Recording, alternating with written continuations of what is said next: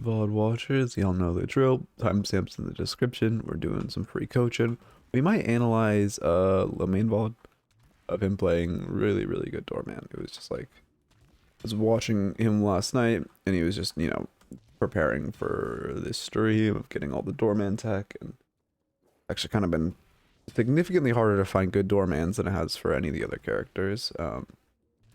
But you know, he had a really high class showing of a Doorman VOD, so we might analyze that. We'll see. But we're doing some Doorman coaching and having a good time.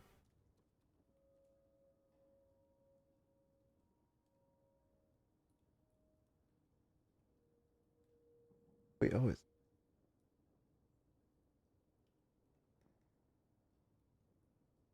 oh, I see.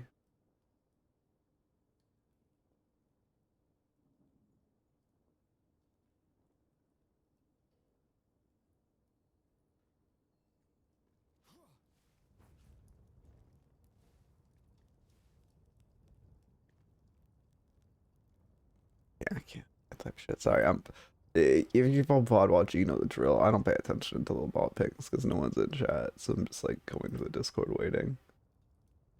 I want to fucking shit talk Jonas, but I will not. Hey, how's it going? Let's see. Bot ping chat? No, it's still waiting. But yeah, how's it going? Quit. I need. I don't know. This is another time where like I also have to wait for people to trickle, and I guess I can just do a Doorman only raffle. But I also don't really want to time it. Well, it's been a while, so people should have more of a handle on Doorman, so maybe it's fine to time them out for a Doorman VOD. I don't know. We could also lead with the analysis. New hero comes out in 2.5 hours. I should probably put the timer out. I want to make a YouTube video out of today's stream, so I'm not going to put the timer on screen. I wonder if I can make a Twitch command that's a countdown. There we go. Now the bot pings. And I can have a good time. Okay. My OBS is also tweaking, which is not a good sign. Hey, hi, how you doing? Yeah, I guess maybe I just lead with the analysis. Am I crazy, or are they giving me low priority heroes more often lately? I don't know. I mean, this is mostly solo. Like every single game you see in the last 8 is solo queue. So like my method definitely still has some validity, because I have significantly more games on Doorman than I do on I am 3 games away from having the screenshot I need for maybe another YouTube video. We'll see though.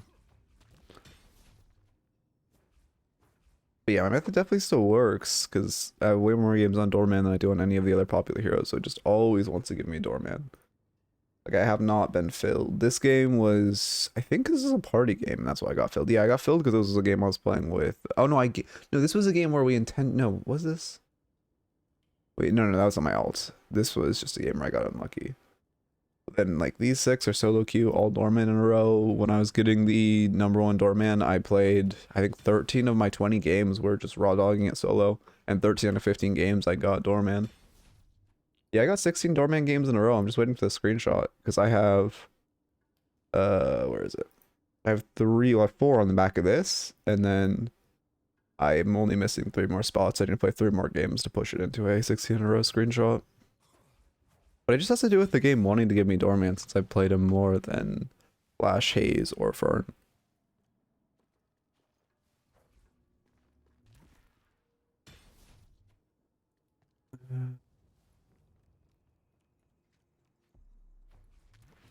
Oh yeah, you shouldn't have 7 selected as well. Exactly. No, listen, we're saving the fraud Doorman intro for a bit. We'll wait, because I thought about it and I was like, saying I was #1 Doorman like 3 days after Doorman came out is probably like, it's probably gonna bring more questions of how the fuck did you, how are you already a washed #1 Doorman if the character has been out for 3 days? We're waiting, but we'll bring it eventually. I got the screenshot.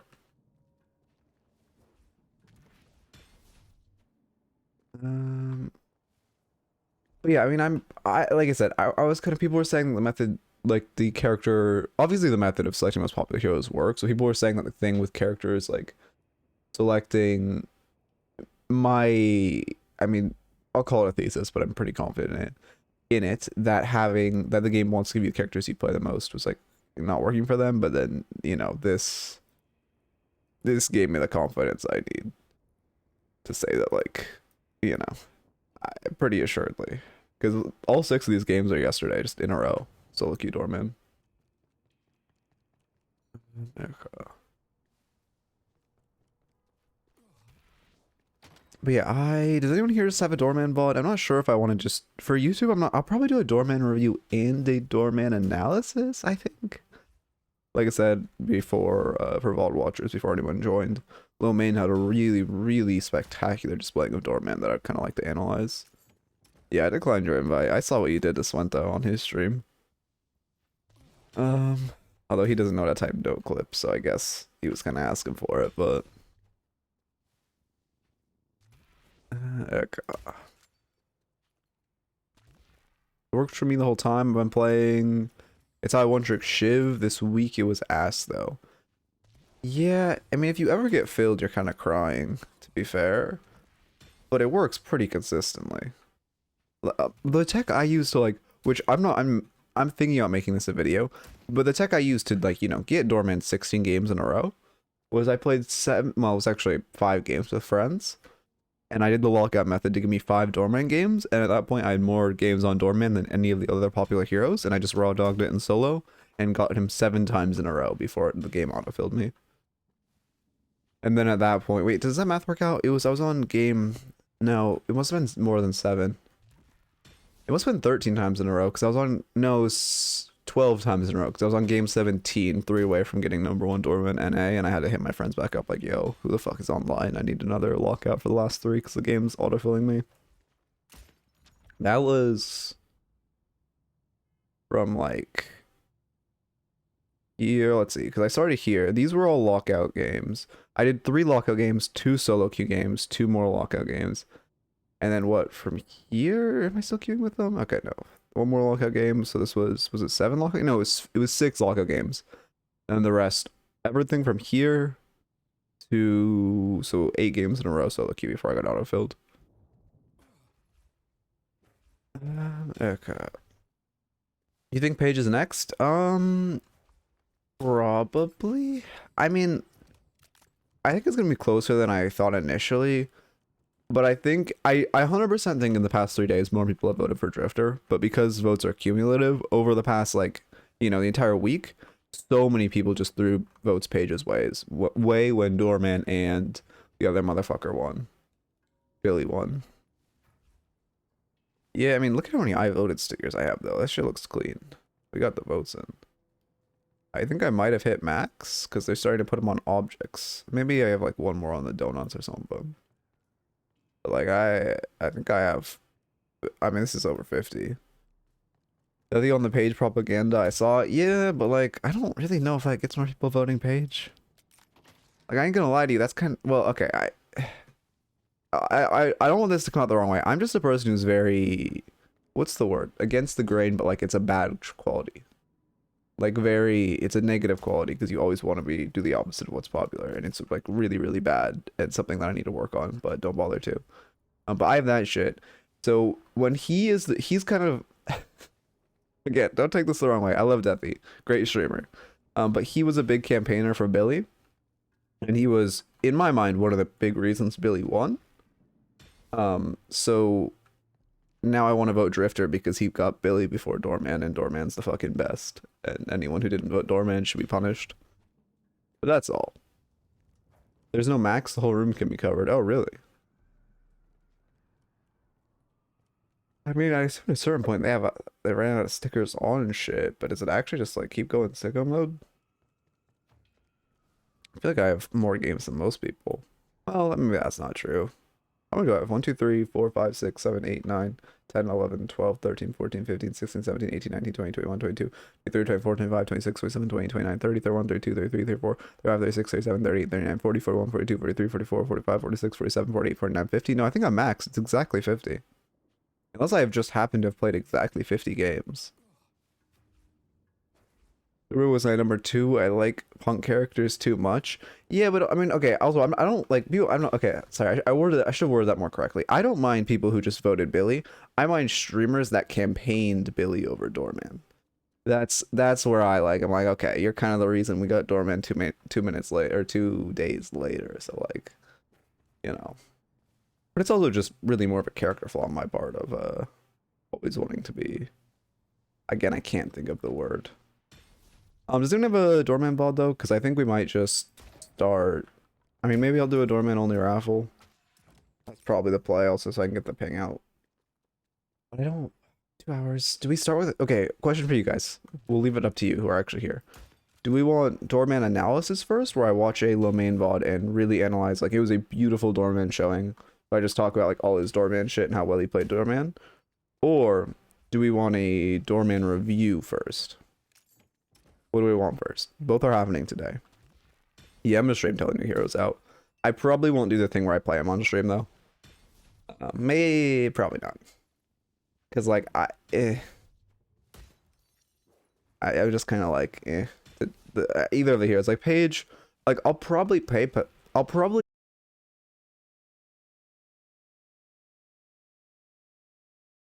start with analysis then.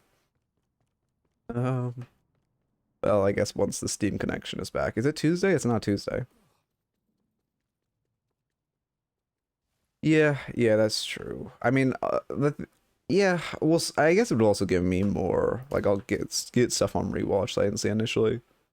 Because this is a VOD I've watched before, and I took a lot of notes on it, but it was just like the first person I've seen really competently play Doorman, and it was in Hydra Nation scrims. This was against, what the fuck? I think it's against Buff Enjoyers. No, it wasn't against Buff Enjoyer. It was against the team with John. I always forget their name. But it was the team with John. Oh, my stream cut out. Okay, well, I'm glad it's good now. Whatever team with John, they scrim them, so it's like a very high elo game. I'm not really gonna be focusing on like their pro play aspects, but I really just want to focus on Doorman. Anyway, oh, Steam connection's back. Let me get the match ID. I have it in my notes. Okay. And then, oh fuck, I gotta run ads. God damn it, let's do that first. We don't have pre-rolls. I hate ads. I cannot tell you how much. And also, it tells me so much that the stream deck can only run 2 minutes at a time, so I can't even automate it. What am I doing? I don't know. He's the warden main, right? I don't get that. I assume that's a reference, but I do not get the reference. Stream manager, and then there we go. There's ads, and then I'll plug the match ID. And we'll wait 3 minutes and then get going. Rules are disabled, thank God. Oh, yeah, I already downloaded, so I guess we're just waiting 3 minutes now. Yeah, John, Wage, Rage Baitable, it's all these people. I forget, I forget their team name though, but they were just in DLNS versus Hydra Nation. Wait, they were the team that took a game off of them when they chose Billy, right? Or am I crazy? Also, how does the game work now, by the way? If you're make a new account, does it kite you to learn to play? Or do you just spawn in here and just like hope you see learn to play before you see play? Is there like, they have a good way of going about that?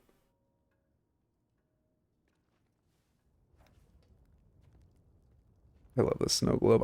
Oh, you know what I want? I'm really hoping they add like a second I voted thing. If you voted during this event, I really hope they have an I voted thing. Because that would be, it fits, it'd be cool. Like it could just be a simple I voted sticker earned during the, you know, whatever this is. I feel like it wouldn't be hard for Valve to do. It'd be a cool little nod to like, you know, voting during this event. That'd be cool. But we hope. I kind of doubt it, but I hope. Still a minute and 30 left of stalling. Okay. I at or something? I need like a. maybe I make a new role. Yeah, I'm gonna make a new role in my Discord for when I do analysis. I think it's gonna be more of a mainstream thing. Server settings role. I'm not showing Discord, right? Yeah, I'm not. Create new role. What do I call it? How's it going, Kaz? Wait, what do I call the role if you only pinged when I analyze? Analyst, I guess? No, that sound like I don't want people to think that people who have this role are like I don't know. I'll just put it on analysis and call it a day. And then drag, doesn't matter where I drag it, does it? No, where I drag. I kind of want to drag it with the other roles. I don't care, I don't care. I'll get a mod to clean up the back end. I need to go now to server onboarding. Server settings, onboarding. Edit questions. Where's question? Oh, can I not see him because I'm in fucking streamer mode? God damn. Disable. Now I wish there was a button to re-enable it. Wait, where is the server onboarding? Main site? Questions. There we go. And then I pinged for when I analyze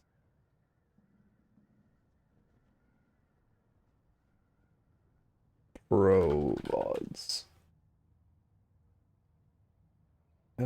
Grab this and then put this here. Sorry for the brief stall, but you know, it'll be worth. I promise. Smile. Unanalyze pro VOD. Okay. And then assign role analysis. Okay. And then did I have emojis for him? I did. So now I gotta find a fucking emoji that fits analysis. Magnifying glass. Okay. There we go. That's good. Oh, it didn't save. No, it did save. Why is the emoji? You know what? I don't care. Save. And then re-enter sure modes. I hate how re-entering sure mode works. There should be like a button if you have OBS open at the top, like there's to disable it. Mode enabled. Oh wait, can I hide personal information? Obviously hide. Oh wait, can I turn on display names? No, I can't.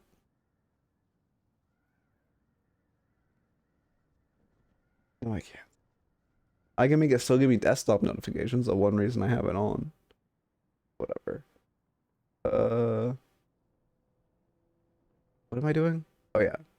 Announcements. Ads. Announcements. Analyzing a Lamaine. How do you spell Lamaine? It's like spelled weird, right? And like half the time he does the E at the end and half the time he doesn't. I don't have match ID on my clipboard anymore. Let me get the stream back up too so I can see chat. Analyzing. Okay, it's Lomein. Sometimes he doesn't E or not. I guess yeah, he doesn't have it. Doesn't. Analyzing Lomein playing Doorman in Hydra Nation Scrim. Also introducing the at analysis. At analysis role. If you want to be pinged when I analyze pro VODs, it's in chat. I guess I'll just do hashtag channels and rules. Get in hashtag channels and rules. Okay.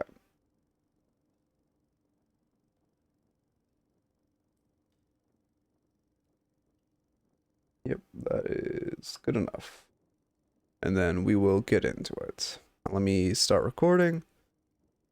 Click watch / marker Eternus. Should I do Lomein or Eternus? Eternus. No, Lomein. Domain. Hydra Nation. Domain Doorman analysis. Injustice permeates this city like a weed. You know this. Complete the ritual and together. Good enough. We get on Domain and we're good. Yeah, he's so half the time he gets an E at the end and half the time he doesn't though. That's what's weird to me. It's like his builds have an E in Domain, but his name doesn't. And half the time when he streams, I think he puts Lomain with an E. I don't know. Maybe his Twitch has Lomain with an E. I think that's why. Okay. Anyway, we'll analyze the VOD. Okay. I'm mostly going to focus on like his door usage because I feel like that's what people really misuse about this hero enough, or the most, and what is a really, really big make or break on if this character is good. I mean, you see how much Lomain just abuses the gun. He does such... the reason... Look, okay, Doorman's gun based DPS isn't crazy. It's like 52? No, 43. Which is, you know, out DPS by like Viscus's 49. But because the key hitbox on Doorman's gun is so massive, it's very, very easy to hit headshots. And that's why he can actually win, or why he's trying to, and why he can win just blanket gun trades. Even though, you know, technically his gun has less DPS. So speaking of building Doorman gun, what Lomain does is I'll link his build in the YouTube description. What he does is he builds gun for the first like 3 items, and then he pivots to full spirit. He goes, I can't pull this VOD. He said, I remember specifically this one, he says he doesn't like buying extra regen on Doorman. He only buys it because this was, I don't know if I can use the word he used to describe the lane on YouTube, but if you play a lot of Deadlock, I'm sure you could guess how he described this lane. But Holiday Viscus, you do kind of need that insane level of defense, just because it's kind of insane how much oppression they have. No, not cancer. I can say cancer on YouTube. It was a, you know, historical world leader. Let's just, you know. You can read between the lines at that point. Let me get this on the screen too. You also notice how he immediately used his door for just like getting to that team fight, or not team fight, but his duo fighting slightly quicker. It's people also use this ability, including myself, use this ability way too, like just way too little. I think frugally is the word I'm looking for, but they're just they always save it, and he basically, I mean, he doesn't use it off cooldown. But he's using it pretty often for pretty minor things, like saving him maybe 1 second getting to that fight, just to get, you know, literally 1 more bullet in before he arrives. Sadly, suppressor counters Doorman so hard for a gun build mid and late game, so it's not viable. I mean, can't you go... I guess he can't build that much even for deduction, because he hates weighted shots. You can only really buy remover. Maybe, like... What's the... Oh, I'm blanking on the item. Bam. Oh, I think it's Spellbreaker. Spellbreaker is very specific. Yeah, he goes, this is something I've been doing a lot too recently after watching him, is he just goes for these aggressive like poke doors, and then after he misses his burst, he just closes it. It's, no, he doesn't actually close it. He started, this is VOD was one of his, when he was scrimming earlier in the day, he played a lot more solo after, and he was tending to close these VODs a little, or these doors a little less. But generally in this VOD, you'll see him just open an aggressive door, throw his poke through, close it. And that's if they have shoved wave. And if they're in a spot where they're kind of, they're not going to look for another trade for the next, you know, what is the spell cooldown? 13 seconds? Something like that. 16 seconds. Yeah, I was very surprised he looked aggressively for poke there, but I guess it was because Viscus. This is actually a door I really want to talk about. You notice he uses his door, like, I think he uses his door as he's escaping. He'll just go back through it to get to lane a lot quicker. Also a note of how he gets off this zip of going this way. I didn't actually know that this was slightly faster than taking zip all the way if specifically you're routing under this bridge. So that's really interesting tech. I think it only saves you like, I mean, it's probably less than half a second, but it still is, you know, a nice little tech to know if you ever need to quickly defend your walker from that angle, or you're throwing a door just like he did. But also I was gonna say, I think the reason he looked for an aggressive door peek like that was because he knew Viscus had no splatter, although I do believe Viscus had puddle punch up, so maybe he just trusted himself to parry it. Okay. He throws a door for his Yamato. Also, one thing is, this was scrims, obviously. So every single time, I mean, in general, even in solo queue, he would just scream whenever he used a door. Well, not in scrims. He wouldn't scream. In solo queue, he'd scream. In scrims, he would just talk very, like, normally. But every time he places a door, he would call him to his teammates exactly where it was and what its purpose was. Like, later in the VOD, he starts using his doors just for shields for his teammates. Every time he will throw it and say, like, hey, you know, shield to your right, shield here. How's it going, Rugsgath? So it's very... Yeah, and then just, you know... If he doesn't, he's gonna get dove on if he has to go over that. Holiday actually jumps off to get out quickly because she doesn't want the Yamato pulling up on her. Something you'll also see people do against his ult quite often in higher elo is just jump off immediately to tank the extra damage so the enemy team can't set up on them. At least, I mean, maybe she fell, but I'm pretty sure that was jumping off. Because that wasn't a complete timer. Bell is just better. Holiday Barrel? No, Holiday Barrel's better, Bell. I'm gonna be honest with you there. Yeah, Bell's good, don't get me wrong. I think Doorman's a strong character in pro play, and I think Doorman's still strong. But I would if Doorman had the option to have Holiday Barrel instead of Bell, I would take that 100%. Annoyed with Doorman, I feel like he's pretty broken. I mean, in solo queue, I don't think he's broken, but in like well, maybe he's strong in solo queue. He's definitely always, just because if he has a portal, he's always going to be broken in pro play and like coordinated play. I think he tried to place a door to get out here, but then he just realizes he has boost, so he's gonna go back the faster way. Oh yeah, I was looking at this build again. I'll link the build. He's updated a little bit since here, but he buys extra charge. Now he normally buys healing right to get a green, although I think he subbed extra regen out for it this game. Or no, that was an update. Initially he had extra regen, but he switched it to healing right now just so he has a green, because this build is pretty weak on greens early and you are very, very squishy as a frontliner, so you do need to get some kind of greens in. Then he goes rapid rounds. Typically he'll go Swift Striker, or this time he had the money on his reset to just rush long range. Then he'll go long range after, and then, you know, I'll keep talking about the build as he goes. The portal hasn't been my problem in my experience. It's the Bell and cart. I mean, yeah, I think the cart is, especially if you can group people with it, it goes crazy. The cart is a little hard to hit, but if also one thing he likes to do, and what I'm going to talk about, is buying knockdown on this character is insanely, insanely good, because you're allowed to just get free carts. It's like the same way you knock down for bebop hooks. Yep, so this is the Shadow Realm, so he'll come out without ult up and just kind of get fucked. He comes out in cube. I don't know if he was, I guess he was cubing to anticipating that there'd be a lot of pre-burst. But yeah, I mean, also one thing I noticed is how, I am very surprised considering Lomane doesn't have that much time on Doorman. He's playing him a lot more, I think, now. By the time of this game, he didn't have a crazy amount of hours on Doorman. It's very impressive how much he hits the cart. Yeah, I mean, once you get, the cart does have a lot of range, but it's a very, very slow moving projectile. Like, if you're getting hit above, I want to say 40, like 30, 40 meters away, that's your problem. Like, that's you misplaying. I think he's changed build level a bit as well. He doesn't go 2 points door, he goes cart max and then he goes points into his door. Since this VOD.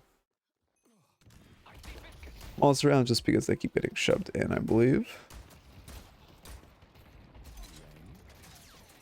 Yeah, I mean, I don't know, there's a certain way you look at it. I mean, it's just hours in the game, fundamentally, being able to read players' movement. Especially players' movement gets a lot easier to read the higher elo you get, because if you're in lower elo, you know, people won't always make, like, the correct decision in pathing where you're in higher elo. I mean, at a certain point, you know, like in these VODs, when people get used to Doorman, they'll intentionally make the wrong movement to throw Doorman off of his carts, but as people still aren't really used to Doorman, and just in general, in high elo, people's, like, movement is a lot more predictable. At this point, he's just trying to stall. Unfortunately, Holiday gets in. It's a pretty obvious door where he's going, but he's just trying to get that barrier and try to, you know, live for the extra 2 seconds it takes them to get down here. His team is rotating over, but it is just a little unfortunate. If Holiday didn't get through, I think he lives, and it's a lot better. Yeah, no, this is actually Germa. It's crazy how much he looks like Germa just being a ginger, but that's why I play him. You only play him for the fact that he looks like German, no other reason. Cultist next. I think Lomane's kind of lean away from Cultist recently, but Cultist is like the defense in this, or like the defense in this Again, note that door. He's using door for bridge buffs, nice lineup, pre-max, does, you know, a decent chunk of range you can throw it from. And then what I was saying before, I already lost my train of thought. How's it going, Wolf? Actually, oh no, Cultist. So you buy Cultist just for health. I think he's moved more towards Battle Vest for defenses now, and I think Cultist is still technically in his build, but because he hasn't updated it, he's not streaming until, well, at the time if his vlog on YouTube, the build will probably be updated more since then because he will have streamed. But at the time of this stream, he has not updated his build to remove Cultist, although maybe he's still trying it, but I know he's leaned a lot more towards Battle Vest, because although Cultist gives a lot of max HP, which does feel nice on Doorman, it doesn't give you any of the green weapon investments, so you aren't getting that like percentage max HP, which does feel a little rough. You can just instantly snipe the bridge buff. Oh yeah, he is like in this, or in a sideline, he's very, very good for picking up buffs. Especially if you're, I think he's good. One reason he's going to be good at, I mean, obviously he's not going to be, he's going to be better the higher elo you get. But I think another reason, yeah, he just runs away through his doors. He's going to back out. I think surprised they continue to push this, considering it's a 2v3. But I think no, Yvonne didn't even invest ult. What the fuck? She just won like that? I'm surprised she full tanked them all. But anyway, what was I saying? Oh yeah, but one reason he's also going to be good if you are at an elo where people don't like pre-get bridge buffs is it's very easy to react to bridge buffs with him, which is very, very nice. I think, no, he has the 2 extra points in the card at this point. But also, it's like the fact that it's used melee range is where it's the reason card. I mean, I still think card is a strong ability, and I'm curious what they'll do to it.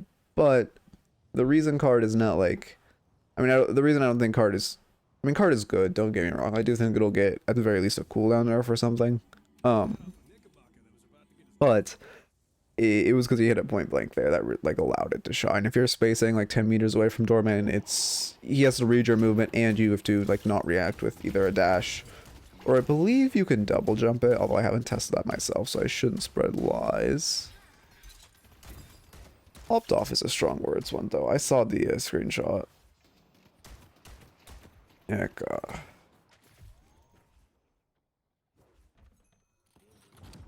he just doors a stay on the lash. The lash gets picked up. Oh, also using doors for chase is very, very, it's a very important tool, I would say. Again, I mean, we'll see more when we review Doormans in a bit, but just generally watching lower elo Doormans, they're very, like, stingy with the door.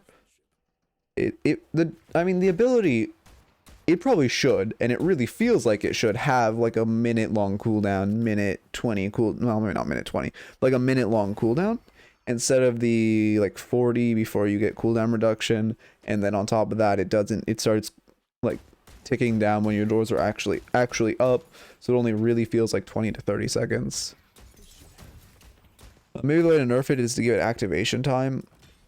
Wait, like, do you mean distance for car? I mean, I don't think they'll nerf car like that, because it's basically well, it's not impossible to hit at hard range, but what makes like, the fact that you can just not hit it from far away is what makes it fair. If they were to nerf card, I think it would just be cooldown.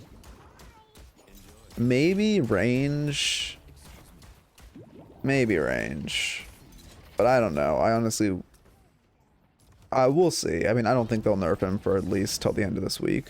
You notice here he also, is this when he does it? Yeah, he baits Walker Stomp. I remember in this VOD he was like, he was shouting that he baited Walker Stomp in case the Yamato wanted to go in and dive.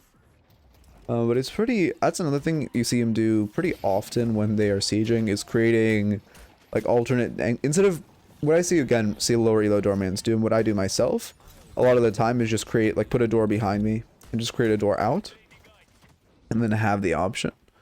Your message got flagged.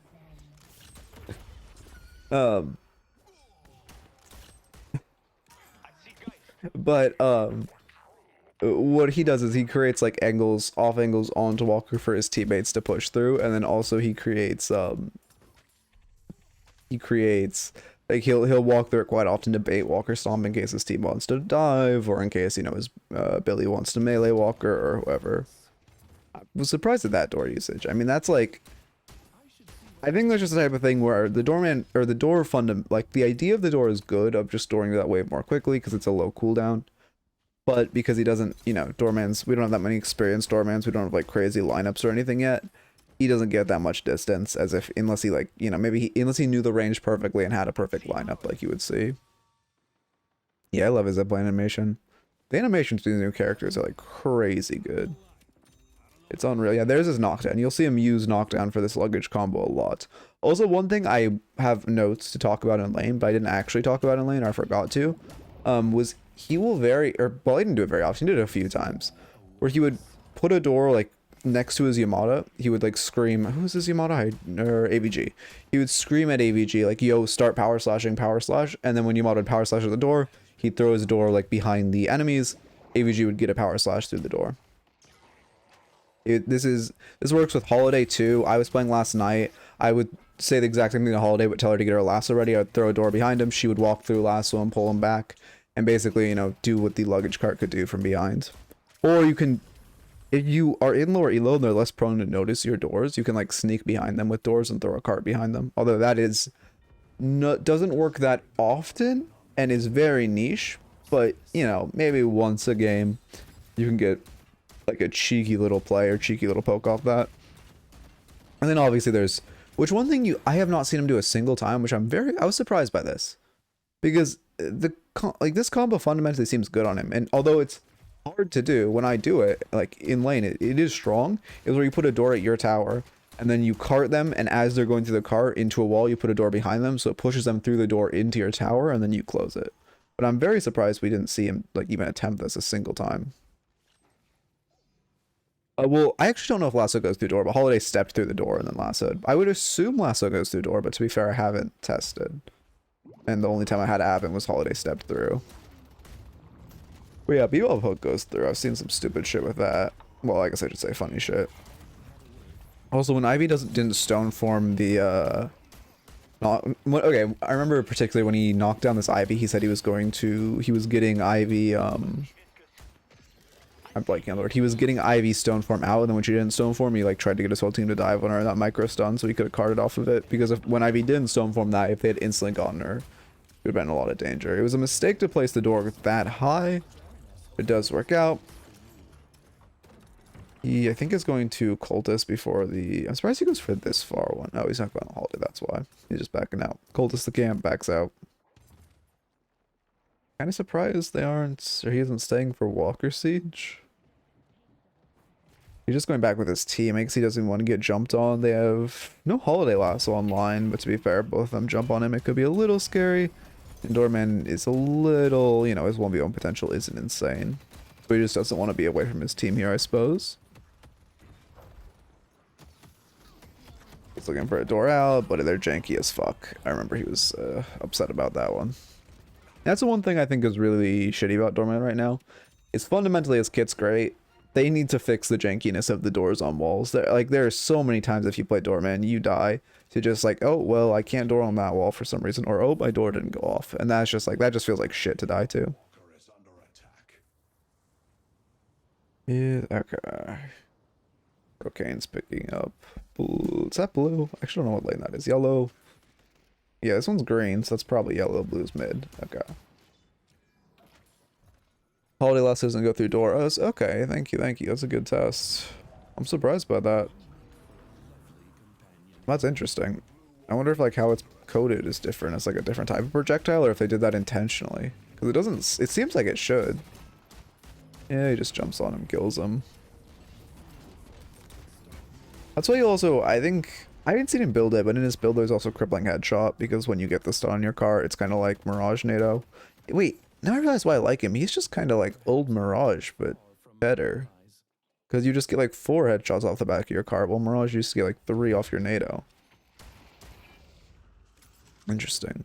I'm like pretty sure Bebop Hook goes through doors. Now I'm like vaguely unsure, but I'm like, I mean, I'm 95% sure I saw a Bebop Hook through a door. But I don't think I'm misremembering. It'd be, I don't know. Yeah, Hook does. Okay, thank you. Going back to this fight. It's a 5v5. He does a good job coming from behind them. I think he only groups one with the card there, but it's still pretty good. I think he's looking to ult the Holiday there, if I had to guess. Just take their backline out of the fight. One really good thing about Doorman ult is that you can just kind of stall their backline. He goes on Ivy. I don't think Ivy has to cancel ult when she gets ulted there, so it's maybe not the best use of his ult. Counterspells the Geist Bomb, which did visually glitch. But that is another reason you buy Counterspell on Doorman, is because one of his issues is that he's kind of like a pseudo, well, not a, I mean, yeah, I guess pseudo frontline would be the word. I mean, because he does have to be fairly aggressive, but he doesn't have, his kit doesn't have a crazy amount of tankiness.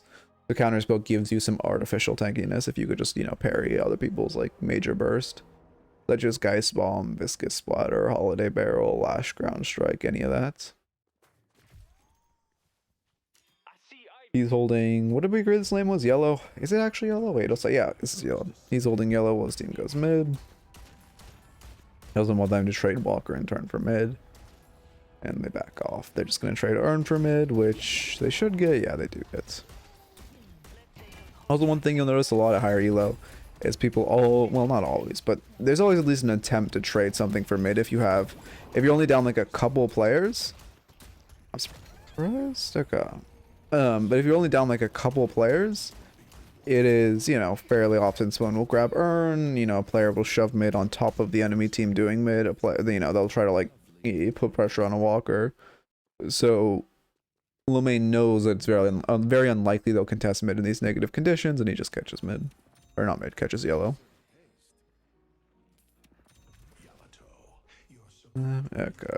Oh yeah, can Yamada hook onto someone through door? That's an interesting question. I kind of doubt it, but I am interested. Someone, if Koala, if you wouldn't mind getting, I guess you're just the tester now.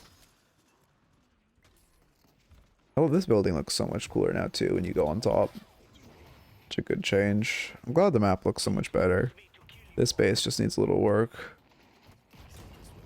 I think at that point he doesn't know that even though it says you can door there, because I remember he was just spamming left click there. Even though it says you can door there, the Guardian hitbox like stops you from dooring. The same way player hitboxes stop you from dooring. Okay. Thank you, Koala. You notice he kind of plays this back-ish line in fights. Like he's never... I think also something I noticed when I watched Doorman's play is because his kit, you do kind of have to be, again, pseudo frontline. I watch a lot of people play him as frontline.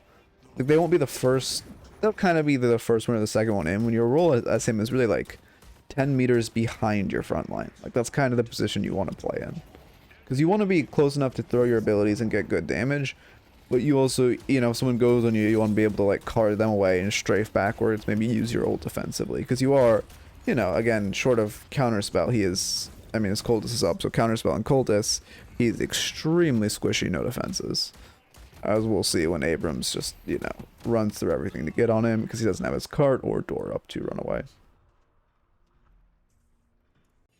2, 3, 4, okay, that's game. Anyway, quick little analysis before we start with our odds. Why did I have one of them muted? Wait, that was... Wait... Wait, I played with this motherfucker and muted him? Okay. Thank you for the follow. Stretch. I guess he must have been toxic. Okay, I don't even remember that shit.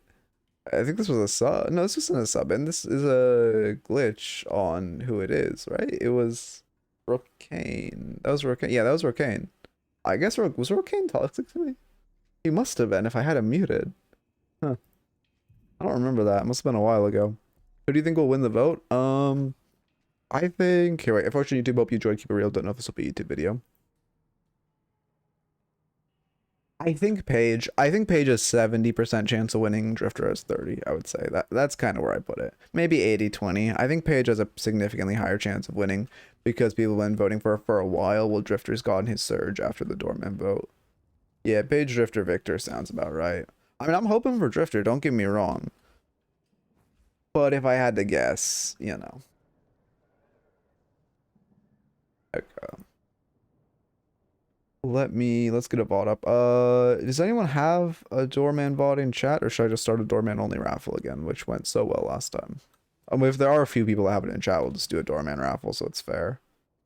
But maybe there's just like one person who has it and it's high elo. We're happy. I mean, I think people are voting for Paige because she's a support. Like, that's why Deathy and such are campaigning for her, because the game is a little short on supports right now. Maybe it will be nice to have more strict supports for pro play. I think. What am I thinking? Blanking out on.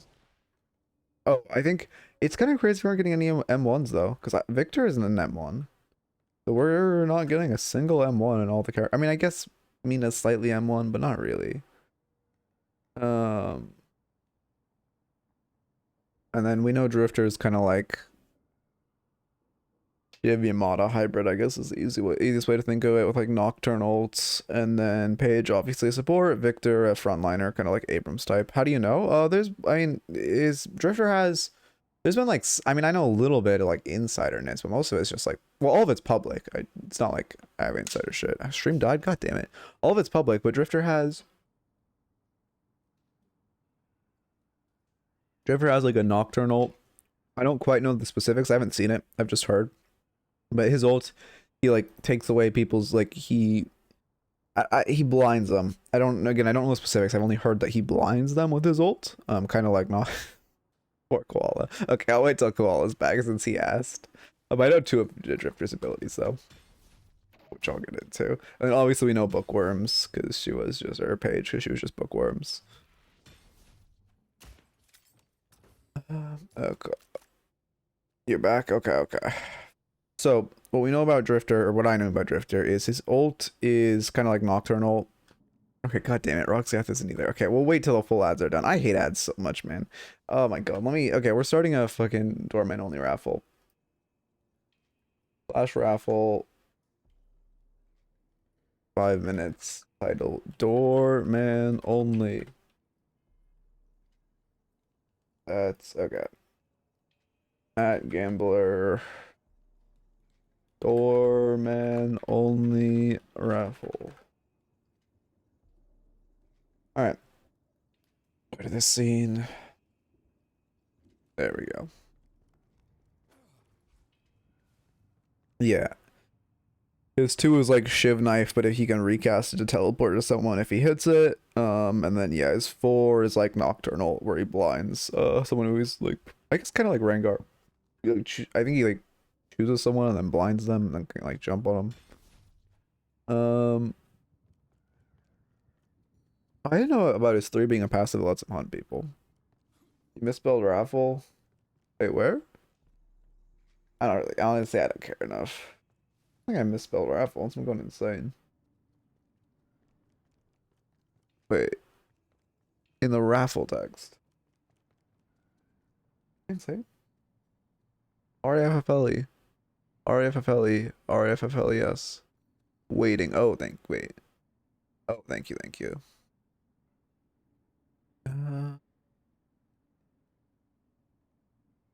ING. Much appreciated. Oh god damn it, that misaligns everything. It's fine. I'll just do this and call it a day. Oh, it looks slightly off now. Let me drag it down. Perfect. Good enough. I don't care enough. Yeah, it's probably Paige. Could be Drifter. More likely not Paige. There you go. Is it just me or Twitch ads kind of bonkers? Like 3 minutes of ads is basically old school TV. Yeah, Twitch ads are fucking dog shit and like actual scum of the earth type shit. Oh, I had 3 more votes here, so I'm 53. Okay, so it doesn't stop at 50.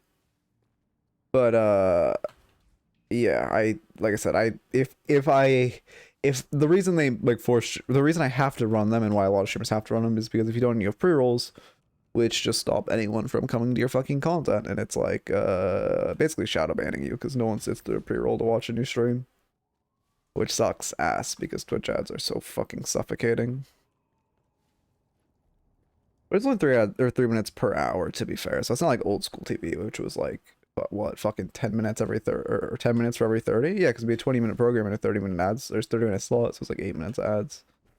But also, you know, please, you know, avoid the ads when you watch me. I literally don't, like, I only run them for why not stream another platform? I streamed on YouTube for a bit. It made me want to fucking like something I can't say on Twitch. And then, you know, obviously Kick is. But I initially started as a YouTube only streamer because I hated Twitch so much and I hated Twitch ads so much. But YouTube streaming just ain't it. The quality isn't great. The like all the like quality of life stuff just isn't there. People don't like actually find stream because YouTube does a pretty like somehow a shittier job of promoting streams than Twitch. Like it just felt bad. And then I tried multi-streaming at a point, and that was even worse because that was just like the worst of every world. I heard Kick is substantially better for streamers. Yeah, but I mean, I don't want Kick viewers. I mean, it's as simple as that. I don't want Kick viewers. Like I'm sure they pay you more and like probably treat you better, but like I don't want Kick viewers, and I don't want to be fucking have like Aiden Ross next to me and have like goddamn people fucking losing their entire life savings. No, it's not even people losing their entire life savings. It's people paid by a gambling company to like given money to lose so that they get clips of them winning to ruin other people's lives who are less fortunate than them. Like that's all that shit is. It's actually just, I don't know. Anyway, is the raffle over? I have a minute left. Is ABL like, I mean, I've watched ABL, he seems chill. Does he have an association with Kick? Hasbin Gold posted his revenue from Twitch and Kick was like 4 times from Twitch. Oh yeah, because Twitch is also scum of the earth dog shit because they're run by Amazon and they give you no fucking money from ads. Like I mean, substantially more off YouTube than I do off of Twitch, and that's like, I mean, obviously, but even my videos aren't doing crazy well. Well, okay, obviously Twitch subs I make a decent, like some money off of, but like ads wise, over my entire streaming career, I think I've made probably less than $10, probably less than 5, and I've been streaming for over a year. Well, not over a year, maybe like a year at this point. But it's like,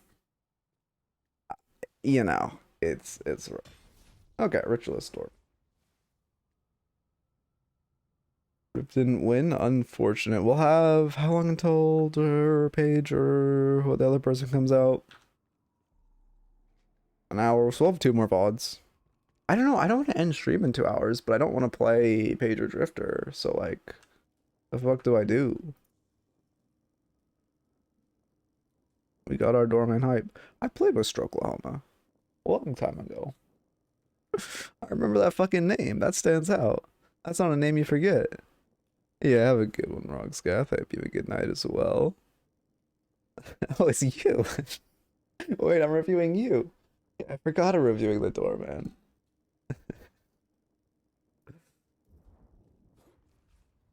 Oh yeah, maybe I remember remembering your name from you. I remember you also followed a little back, and you just have a memorable name, I suppose. I do need to.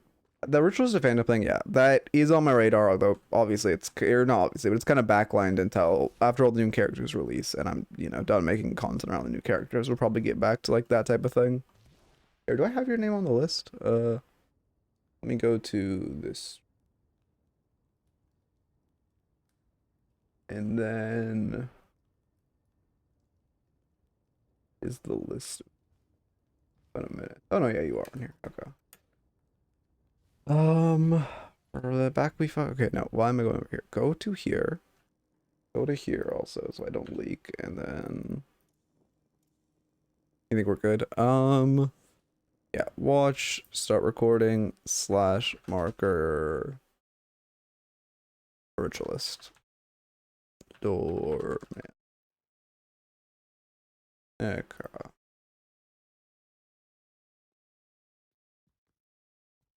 Yeah, I don't know, I've been playing in some pretty low lobbies with, like I said, I hit the tilt Q streak and then playing Doorman, like, he's a -2 air character and also cooked my win rate, so it's fun, you know. You might see me in the occasional, like, emissary lobby, which you could also get in the occasional emissary lobby because of your, like, hiring. Or, like, giving you, you know, if you're playing on an up air character, so I'm trying to say. Okay. Well, like, I do need to probably, I mean, I've been locking back in somewhat. Once I get my handle on Doorman, I'll climb again. But I've kind of been like stagnating because I'm still getting my like Doorman muscles. As I This character is, like, I love him, and I'm gonna main him, but it's taking some fucking time to pick it up. Okay. This is fine first wave. You're getting minions, trading back with your abilities. I mean, you missed the bell, but the vision is nice. You want to just focus minions when you can, and then, you know, abilities, you aren't going to outgun. Well, maybe you won't out DPS a Warden. Maybe you could out DPS a Krill. Like, right here, you don't want to be trading with both of them. You have a high amount of damage, as we just talked about in the Lamaine VOD we reviewed, even though your gun technically does less base DPS than Krill or Warden. If you're hitting, because it's so easy, because his key bullet hitbox is so big, it's significantly easier to hit headshots on him than any other character, so it does allow you to win those trades that, you know, mathematically should be negative. Alright, next, that is the correct buy, pointing the bell, that makes sense. Headshot booster first. I've seen a lot of people leaning away from this. At the end of this review, I'll talk about what builds I like, or the build I recommend, and how you should play it correctly. It'll be in the description if you're on YouTube, but I'll get into that later. But the headshot booster I've seen, and I understand it again because it's easy to headshots. Great card, because it's easy to hit headshots. But I've seen a lot of like higher elo players kind of leaning away from it more and more. Well, you are into Krill, to be fair. So you can't just kind of farm his, like, fat head. Yeah, never mind, I take it back, I like it. I didn't look you were into Krill. We can farm his fat head. It's just, like, I don't know, Doorman's one of those characters that feels like every soul that matters a lot. Because there's so many items that feel so nice on him. Yeah, we should try to cart Krill here. Yeah, you should use your cart for poke at this point. You don't have stun on it or anything. So, and you're not gonna, like, I mean, essentially pre-door. I mean, yeah, 100% pre-door, you're not going to be using it for any door plays, but even after, you don't want to save it for door plays. I mean, that's a good throw. I just kind of wish we'd thrown in a Krill for poke. We shouldn't only use it defensively, we can use it aggressively too. Now we have our door. And this is the ability I'm really going to look into your usage. I don't assume, I will, you know, I'm not expecting any, like, greatness again, like we mentioned in the ability VOD, because I'm assuming this is probably like your 4th game on the character at most. But we'll see what this is. Oh yeah, thank you for reminding me, Prawn. Ranks, this is a Ritualist review. Let me get the logo on screen. Thank you. Yeah, my jaw is fucking feeling weird. It's not a good sign if, like, half of your face is tingling, right? That's, like, probably something negative. Yeah, whatever. I'll face tank it like I always do. I don't use it good. Yeah, no worries. I mean, it is a little rough that it's sat on cooldown this long. I mean, even basically, like, I mean, you want to be using your door often. A big issue I see in lower elo Doormans is they really, like, door is a strong ability, but it's not, you should be using it fairly often because it's only a 40-second cooldown. It feels like it should have a higher cooldown, but it's only 40 seconds. And then on top of that, because the duration starts ticking while the door is active, it only feels like a 20 to 30 second cooldown. So you should be using it a lot. Like right now, the big egregious mistake I'm seeing is you should just have a door down behind you. Like whenever, there's no downside to just having a door like on this cart. Sorry, I'm bouncing my legs, the camera's shaking. There's no downside to having a door on this cart, so you can potentially, you know, retreat into your tower, throw a door, cart them into the door, knock them into your tower. It gives you options. If Krill had done that slightly better, you know, and you didn't have Stam, could have like ran through the door. Just any situation like that. You're also getting poked down a lot, so I do expect defense. I've seen, okay, I mean, yeah, I like this door. Yeah, closing in Krill's. I mean, I guess he's probably gonna scorn. Yeah, I like closing his face there. If he was actually gonna jump through, you should leave it open for him, but he probably was just gonna like scorn from there. And not actually. Can scorn go? Actually, scorn probably can't go through the door. So he might have like shadow stepped through and then scorned. But you were in a lot of danger, I suppose, so I do understand closing it. I was gonna say before, I like restorative shot. What I was gonna say before is that Mystic Shot, I've seen people valuing high fire rate a little more on him. Just because, like, Mystic Shot is good in a lot of builds. A lot of solo queue builds have it. Because it's fairly easy to hit the Mystic Shots. Survival buff. Survival buff is great for us. But, yeah, I love dooring back to lane. Only thing I'll say is, at that point, you should have doored 2 buff and then taken the door back to lane. So you can just, you know, you can use it both ways. Save yourself some time. We just watched, I don't know if you were paying attention, we were watching the Lamaine VOD, but he put a door, he had a lineup where he put a door here, and then he threw one from here at, like, I think it was somewhere on this wall. He walked up a little and he landed it on this wall. And he was able to like dash jump back to it and dash jump out to get the buff. AoE abilities don't... AoE abilities are finicky going through the door, because I know Eternus ult doesn't go through the door, which makes... I feel like it'd be the same kind of like coding as Eternus ult. But I'm not sure. Someone could... Koala, could you test that? Or I guess you're just our resident tester today.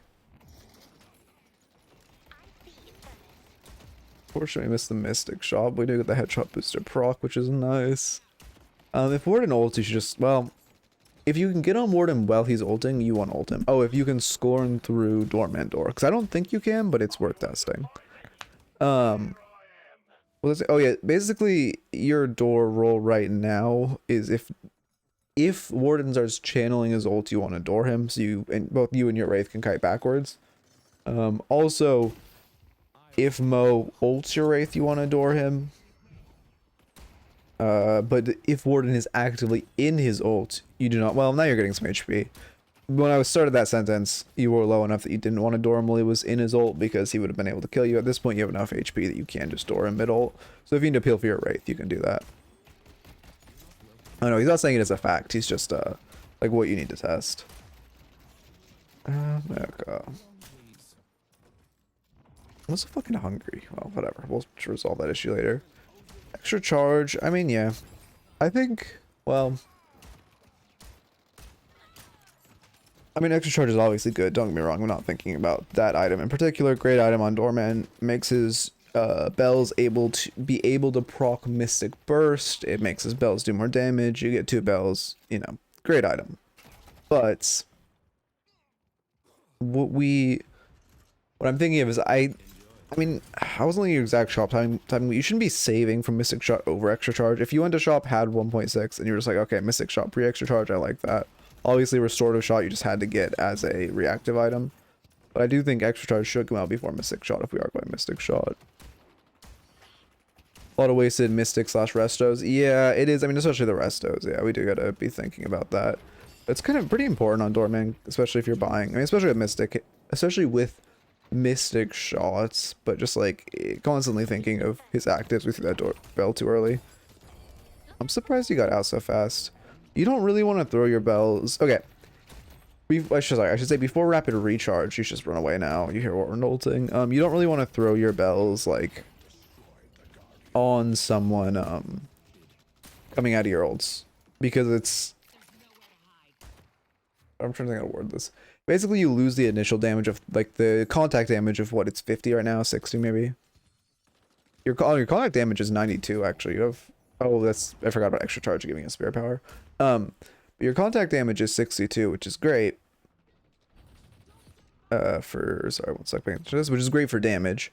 So you're getting rid of that, but also if Mo had just waited out, like not jumped through the ult or he'd fucked it up, that bell would have expired before he got out.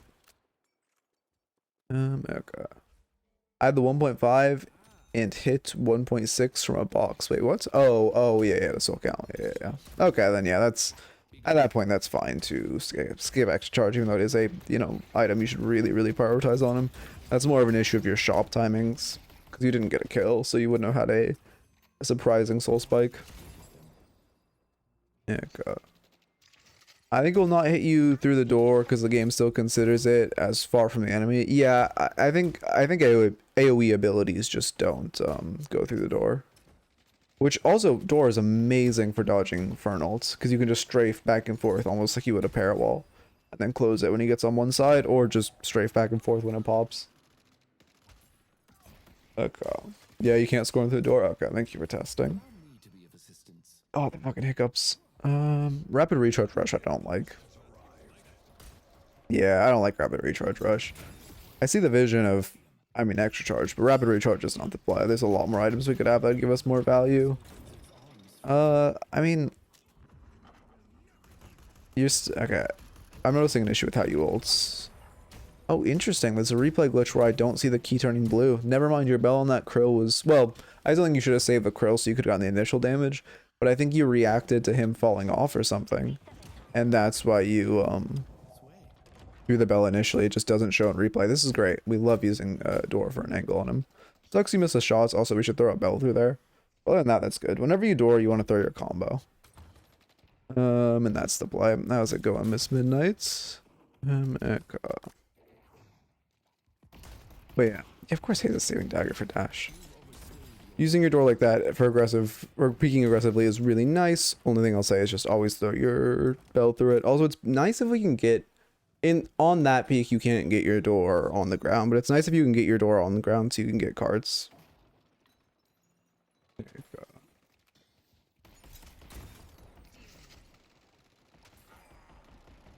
I mean, Krill, I'd be careful. You're kind of like looking aggressively on a Krill because he's low, but he does have ult and scorn up, so he's not, you know, that killable at all. Yeah, no, I was talking about the extra charge buy. There's just a lot of items that can give more value than rushing extra, or sorry, than rushing rapid recharge. Extra charge, good. Rapid recharge, you know, Mystic Burst gives more damage on your bells, which you didn't end up buying. Extra Spirit, just generally more damage, and then, even Sling, I mean, I wouldn't buy cooldown this early, but even Sling is supposed cooldown for actually getting, if you want more bells specifically, because Rapid Recharge just lets you hold more bells and have more time in between bells. It doesn't actually give, less, like, overall, it doesn't, like, give you more bells functionally. It basically just lets you have more bells in a burst, which in lane, you don't really need that backup of 3 bells, because you can all every time you have 2 bells, or every time you have like 1.5 bells, you can just throw a bell at someone because they're always in your face. Well, out of lane, you know, getting a stockpile of bells is pretty important, because then when you jump someone, you can fully burst them. But you're not giving up on any damage by throwing your bells in lane. That's the TLDR. The Wraith farmed our sinners. Okay. Is that, yeah, I mean, it's actually Wraith is kind of playing defensively. You don't have anything to really play with your doors off of. Again, biggest thing I'm noticing is not having a door behind you. Just testing things on Doorman right now. Yeah, you learn anything new? I mean, if there's any, like, interactions you wouldn't expect, please let us know. We gotta pause. You can't Wraith Warden, or Wraith, you can't Wraith card through door. Interesting. Game crashed, okay. Warden Bind makes sense. Items you have to like Wraithel and Warden Bind makes sense to me because you can't throw like placed abilities. Oh wow, no one's pausing for you. That's unfortunate. Okay. Yeah, you just ult the Warden. That's good. We should run away now. Good kill on the Krill, but now Warden's gonna come back, and that's scary. How much damage that Vindictus Snipe just do? I guess not that much. Unless we go insane. Maybe it was it was probably the replay glitch where it shows it doesn't show their item based health, it shows their base health and how much health they have. And that's why, okay, then that stays good.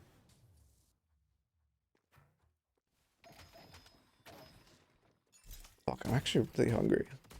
Surprised. I don't really have like a breakfast type food, unfortunately. But we do the sparkling water trick, I guess.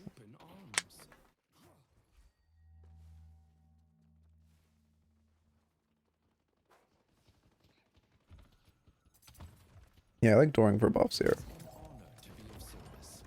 Little janky on actually getting it, but I like the vision. So drawing back and forth, you close it behind you, that's perfect.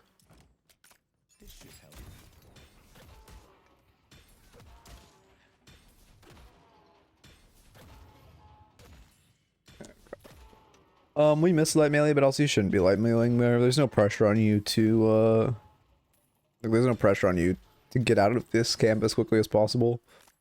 You should just take the 2 extra buffs from the heavy melee. It's like, what, 4 or 5 seconds for 2 buffs? You definitely, you gotta think of it as if, like, would you detour for, I mean, I guess it would be, what, 33% chance, drop chance on statues. Like, if there was 6 golden statues, would you take a 4-second detour for it? Which, you know, you definitely would.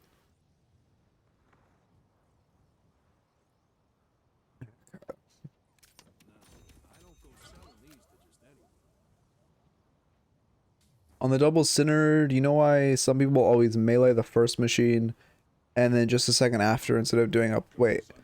On Double Center, do you know why some people always melee the first machine on the second, and the second just after? Oh, yeah. All basically. Well, here, let me focus on this fight, and then I can explain that.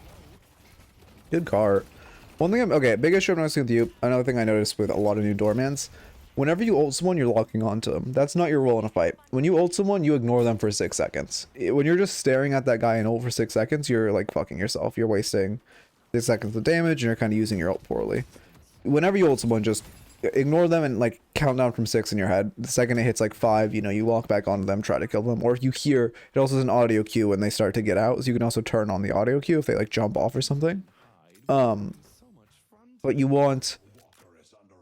don't want to like lock onto the person you're ulting, or you're kind of griefing you and your team and making your ult negative for your team. Which I, notice also Doorman's teammates do this a lot too in lower elos. But what I was saying is, okay, so when some people like to, I'm assuming it's the last hit is the heavy melee on the first machine. It's because only on double sinners, if you get, please tell me this light spawn perfectly for this analogy.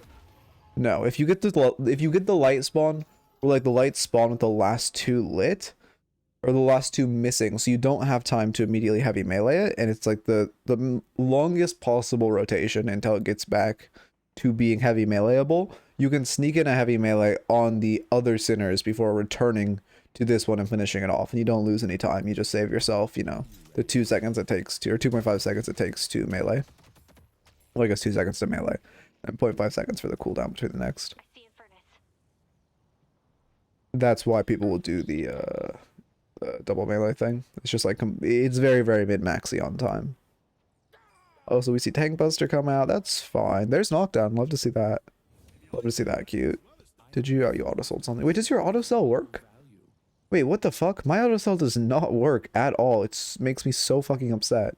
It never works. Sometimes. Interesting. Mine does not work, period. Do you click, when you auto-sell, do you right-click the item in the item inventory? Or do you go into your shop and, like, right-click restorative there?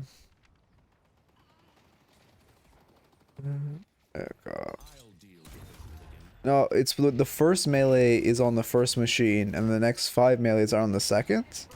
I mean, if I had to guess, it would be because they're coming in from the side closest to safety, and then they're meleeing and going in, and they want to farm the least safe machine first. That's furthest away from the roof, if I had to guess, but not actually seeing the situation.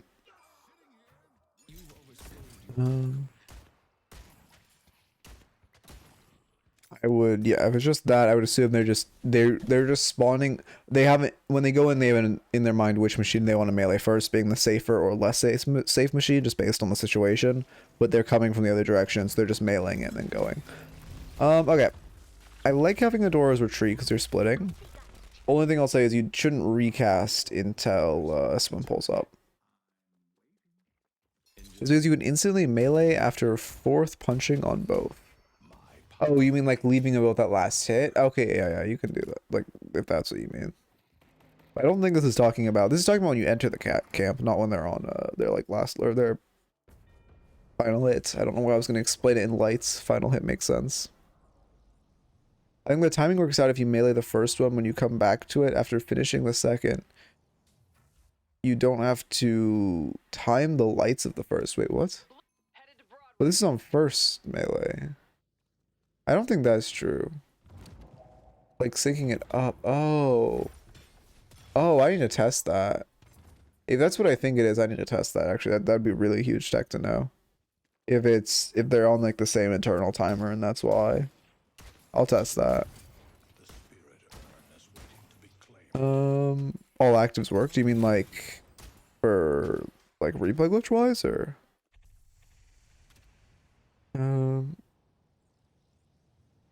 If you punch it, really, it's you punch in a certain order. Interesting. I think it's probably just the server internally has vending machines running on the same clock, and because melees take a set amount of time, it probably makes that how it works.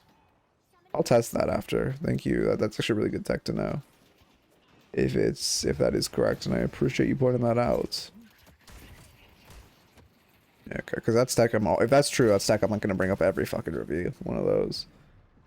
When you're sieging a walker like this, it's good to have a door behind you. If you had an advantage, well, I guess I'm not gonna pause. If you had an advantage, I'd like to see, you know, you could throw an aggressive door for giving your team an off angle, and you can throw some poke, maybe bait walker stomp, like we saw Lomain do a lot. If in this context where you are, you don't have really that much of an advantage, and you're just kind of like sieging, it's better to have an out. Thank you for the follows, like psycho. It's better to just have an out. Oh. Fire goes through. Interesting. I think just like items that you have to like click or that are like you're putting on a person don't work. Like warding cage, that type of thing. But actual projectiles do. Yeah, now you just back off. Yeah. I mean, it's running away door. Better than nothing, I suppose. You should close it. Oh, you did close it. It's real blood glitch, so your abilities on cooldown or off cooldown. What about friendlies for? Oh, you're talking about actives going through doors. I mean, projectile actives. Yeah. But you, like, I'm fairly confident you can't, like, knock down through a door. Or slowing hex through a door, but is there any other projectiles besides Alkfire that are actives? I can't think of any. Oh,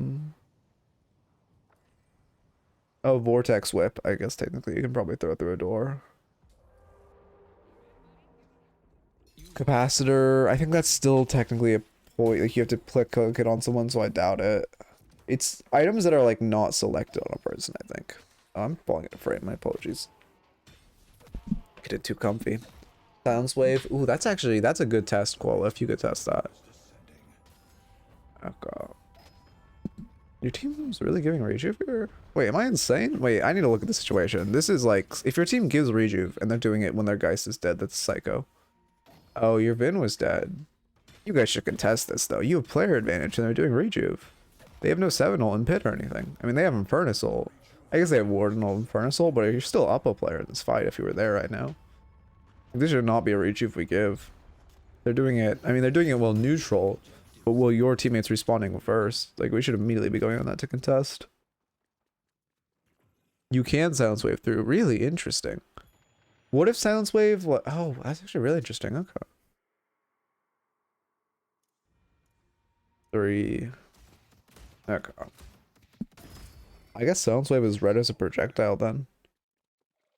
But it's kind of. It's also interesting to test the games like for stuff like this to test how the game each like individual item and projectile is like coded, like how what are actually considered projectiles. I don't really try to contest rejuve since 90%. Since people ignore columns 90% of the times, you still should call a contest. You call a contest, you walk for it. If no one comes, you just walk away. There's no downside to, well, I mean, okay, there's a small downside, but a very menial downside for the extremely huge upside of getting that rejuve. If you just like say, hey, we should contest this, we're up a player, and you walk towards it, you get on top of it, or like near it, and if no one on your team is walking, you say, okay, unfortunate, this team is dog shit. I mean, I like the vision, but unfortunately we mistimed that. But you just say, okay, sucks ass, but that's like, it is what it is. You shouldn't light melee there since your team's not contesting Arnon, shouldn't. You have no time constraint. You're wasting 3 buffs at this point by doing that. But it's, yeah, it's just, you know, you should at least be trying. And then if no one on your team listens, unlucky. Heck,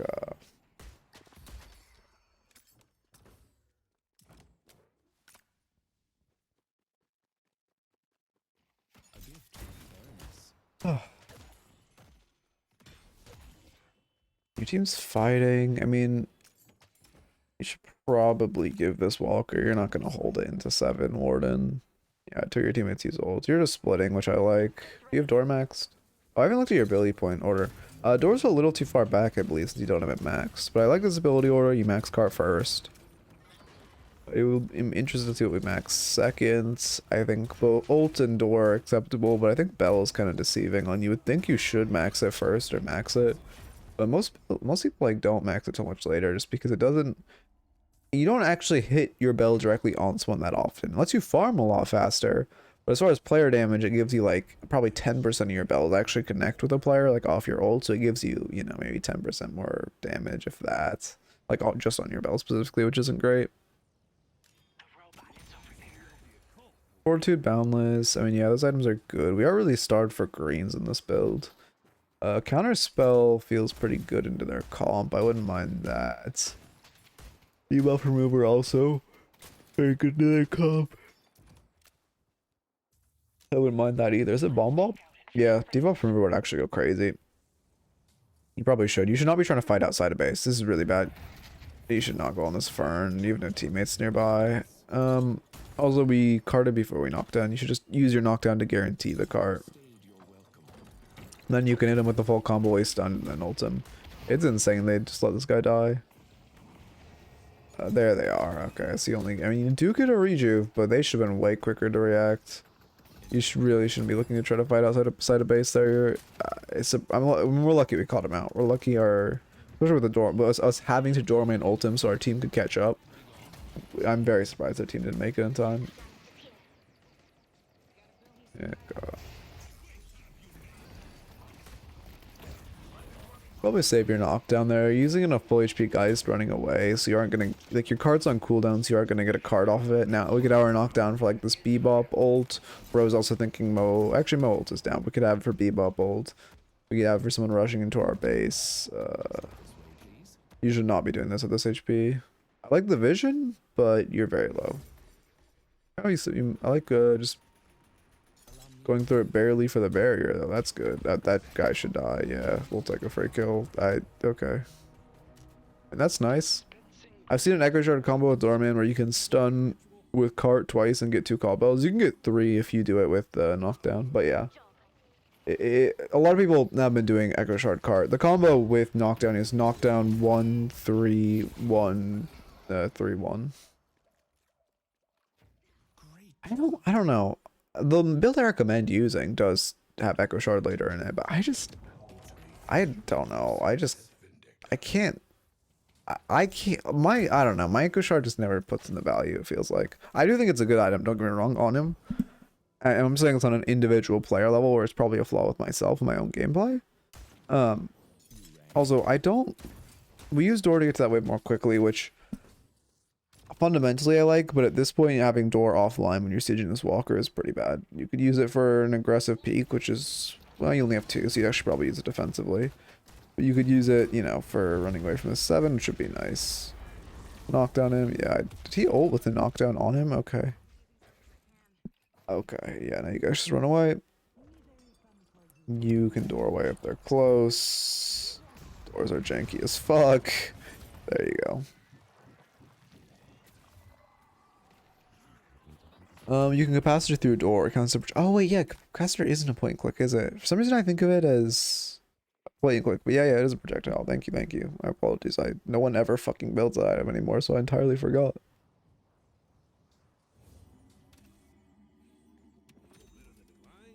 Okay, I get Spirit cooldown. Surprised to see it come out so late, but it is a good item on him. Our ult max as well at this point. We go Door max next. Okay, I like that. There's a lot more play potential. Also, when mid's up, it doesn't hurt to have a Door on mid if you think they're gonna potential just brute forcing it like last time. Because if you guys lose mid right now, you lose the game. That's that's a loss. And if they, last time they brute forced it, we didn't contest, which was bad. But also if we know, yeah, unfortunately, you should just save your cart for when knockdown hits. But if we know, oh, that's a bad ult. You never want to ult someone your team's actually going in on. The only time you want to ult like that is if your team's behind. Like the time when you ulted Eternus was good because your team was like, 3 to 4 seconds out. Right there when when Mo and Krill's just like in your face. Wasn't Mo and Krill, no, it was Warden. Warden's just in your face and your whole team's there, you do not want to go for it. Like, you crashed your game. Nice. Would you throw through the door to crash it?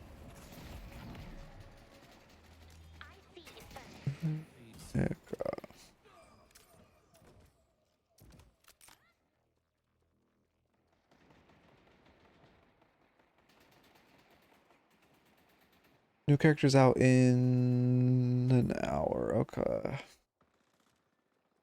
Yeah, we definitely have time for one more raffle. I'm really not. I mean, the new characters are cooler, but I'm really not excited now. It really hit me once we got Doorman how much like all my excitement was for Doorman, and I guess I had a little bit for Billy. But I have no excitement for Paige, Drifter, or Victor. I'm gonna be honest. Victor being added to the game is going to be awful. I do not want to play against that character. Like I actively that's one reason I really hope he's out last, because the patch between Friday or not Friday, Wednesday and Friday is going to be amazing when we have 5 of the new characters and no Victor. It's going to be a beautiful patch. And then we're gonna get Victor. Yeah, like this, running for an off angle. I was like using juke closets, using juke closets 4-door. It's very nice. Interesting, you can shoot Walker from here. So I guess it's Walker damage isn't checked by how close you are, it's checked by how long your projectile travels. Interesting. Give me the Doorman raffle Rage. We'll have normal raffles tomorrow. Oh no, tomorrow will be insert new character raffle day, won't it? Because I'll spend tonight researching. Okay. Well, is what it is, I suppose. I mean, I think it's 80%. Well, yeah, 80% chance we get Bookworm, 20% chance we get Drifter. I voted Drifter. Don't get me wrong. I hope we're Drifter, but I think it's pretty unlikely. Okay.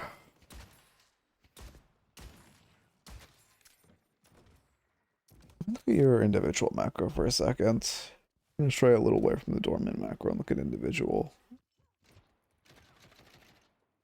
You should be this aggressive. Yeah, there's Bebop. You guys don't really want to fight because, well, not even don't really. You guys 100% don't want to fight because you're down 1. And you're you're dead to Krill now. I mean, you have to ult him when he goes near you. Oh no, he'd somehow live. I don't think you should have there though. I mean, I know your Vindictus respawning, but they had a pretty good jump on you. They just no one reacted off their Krill going in. Yeah, good cart. Good bell too. Do you have greater expansion? Oh, you do have greater expansion. That's why. Okay. That's why I like greater expansion, because it gives you so much more range on your bells. But I also see a lot of higher low players not buying it because, again, souls feel so important on him. But it feels so fucking nice to have for more range on bells. And I don't mean like area of explosion for bells. I mean the literal like throw range. Yeah, you guys should go mid. You have fortitude taking you back up. Okay. I don't really know what any of the new characters' abilities are. Bookworm is like a support. One of her abilities, she like gives a shield to an ally. And then she has other support shit. Drifter, he could throw a Shiva knife that he can teleport to if it hits you. And then his ult is like Nocturnal where it blinds someone. You guys should be going mid though. You should be on mid here and not doing this. And then Victor, his ult, he like revives when he's killed, kind of like Soul Rebirth. And he has he's just Mundo. He's literally just Mundo if you've played League. But his ult is a revival, which is gonna be fun to play against. Although realistically, now that I'm saying it, I actually think I'll probably play the most Frank out of all of the 3 new characters, or Victor out of the next 3 characters. I think I will want to like, I'll hate playing against him, but I think I will play him more than Paige or Drifter realistically. So maybe I should be voting for him now that I think about that. Ooh, yeah, that's bad. I mean, good card. Okay, I mean, there were a lot of issues with how that rejuke was played. So, okay. First off, I mean, you expected the Fernal, and that's why you're back, but no one's on top of that rejuke, which is really bad. How do you know this? Well, for Paige, it's like the same reason we knew what Mina did before she came out, because you used to be able to test the character. She was previously called Bookworm, and you could just test her. You can look up like Bookworm abilities. I honestly forget. I don't really care enough to look it up or like to know. But all her abilities were like you could just test them with an old command. Victor is just Frank, who same deal. You could test him with an old command. And then Drifter, there's just leaks from people who have streamer client.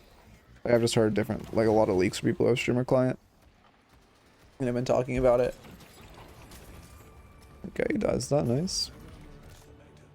Also, yeah, with that rejuve, so the door in and out of pit for dodging Inferno Soul is great, but you should be like on top of the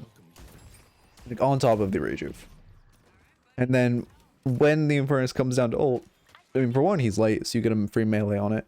But then before the ult explodes, you just walk out of the door. Infernus ult explodes, you walk back into the door, and you go like parry it or whatever to stop Infernus from killing it. Also, because you have cart, you need to be in pit, so when he runs at you, you can just cart him away. Like if Vindicta had missed her stake there or didn't stake there, he would have gotten a decent chunk of value. because you weren't like carting him away and using your stun, which is super, super good for guaranteeing rejuve and for contesting rejuve. Okay, I was watching, I think it was Deathy and who else? I don't know. Deathy was streaming with someone playing Doorman, and he was talking about how good the 3 was for contesting it and like showing it. Because they did rejuve and they lost it because the whoever he was queuing with had to use his 3 earlier. Am I buying counterspell even more since Storm and Ult can be counterspelled? Yeah. I mean, it's definitely most of the new characters. Well, Mina gets counterspell isn't great into unless you're counterspelling Love Bites, which is easier said than done. Billy counterspell feels good into for counterspelling his Chain. And then Doorman obviously counterspell feels very good into. Because also, when you get good, you can counterspell his cards, which will be really good.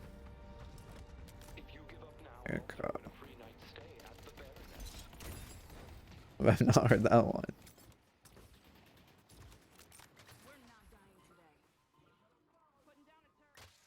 You're catching side. I love that we're using a door. We're going to catch side. This is exactly what we saw Lomain do, which is great. You go to catch a side wave, but you leave a door to get back to your team. At this point, you should run away because your team took a weird fight. I mean, I don't mind. You guys still have 2 rejuves to play with. You probably only have like, what, 2 minutes left on them, so I don't mind continuing the siege, but you need to be grouped. I think your team was resetting to buy heal fix waves. Then your team should regroup and siege, which should be about like now, but since your Vin's dead, you cannot. Okay.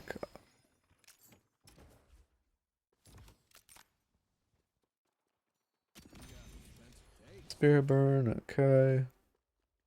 You can, yeah, you can holiday barrel through. That shit's really fun to abuse. I'm very surprised holiday lasso doesn't go through. I wonder if that, I mean, that's probably a glitch. Yeah, that makes sense, guys, stuff too. I know Hazel doesn't like lock on. Well, actually, I don't know that. Wait, does Hazel lock on you through door? I'm only assuming that it doesn't. Oh, we did go Echo Shard. I'm assuming it's on cart. It'd be psychopathic to put on anything else. Yeah, it's on cart. Okay. We do Echo Shard, Spirit Burn, and we do a lot now. Again, I mean, fundamental issue with how you approach enemies is that you're using your. It is funny. I don't know. I need to like this character. It just also feels like you're doing so much damage. What was I saying? Ooh, I mean, this is good actually. This is a pretty free killing guy if your team jumps her. I was blanking on what I was saying though. Fuck. Oh yeah, wait. Oh, with the combo, you're fundamentally using the combo wrong because you just want to use knockdown to guarantee a cart.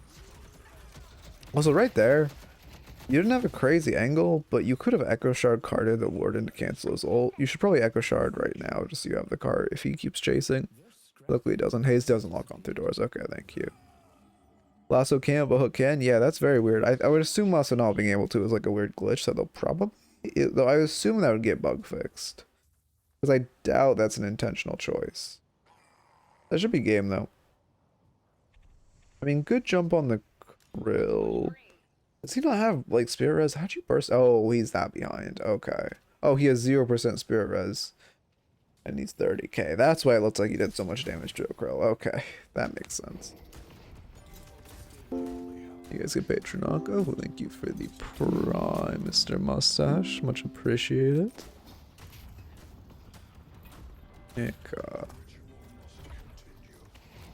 We get, yeah.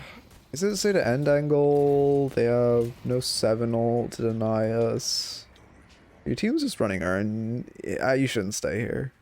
Your team needed to like all be, well. This is weird. You guys had an angle to end if your whole team is there. But yeah, you just have to back out. When you get mid, I would do mid now actually. Yeah, you should actually immediately go mid because all their waves are hard shoved into them and negative. This is a good time to do mid.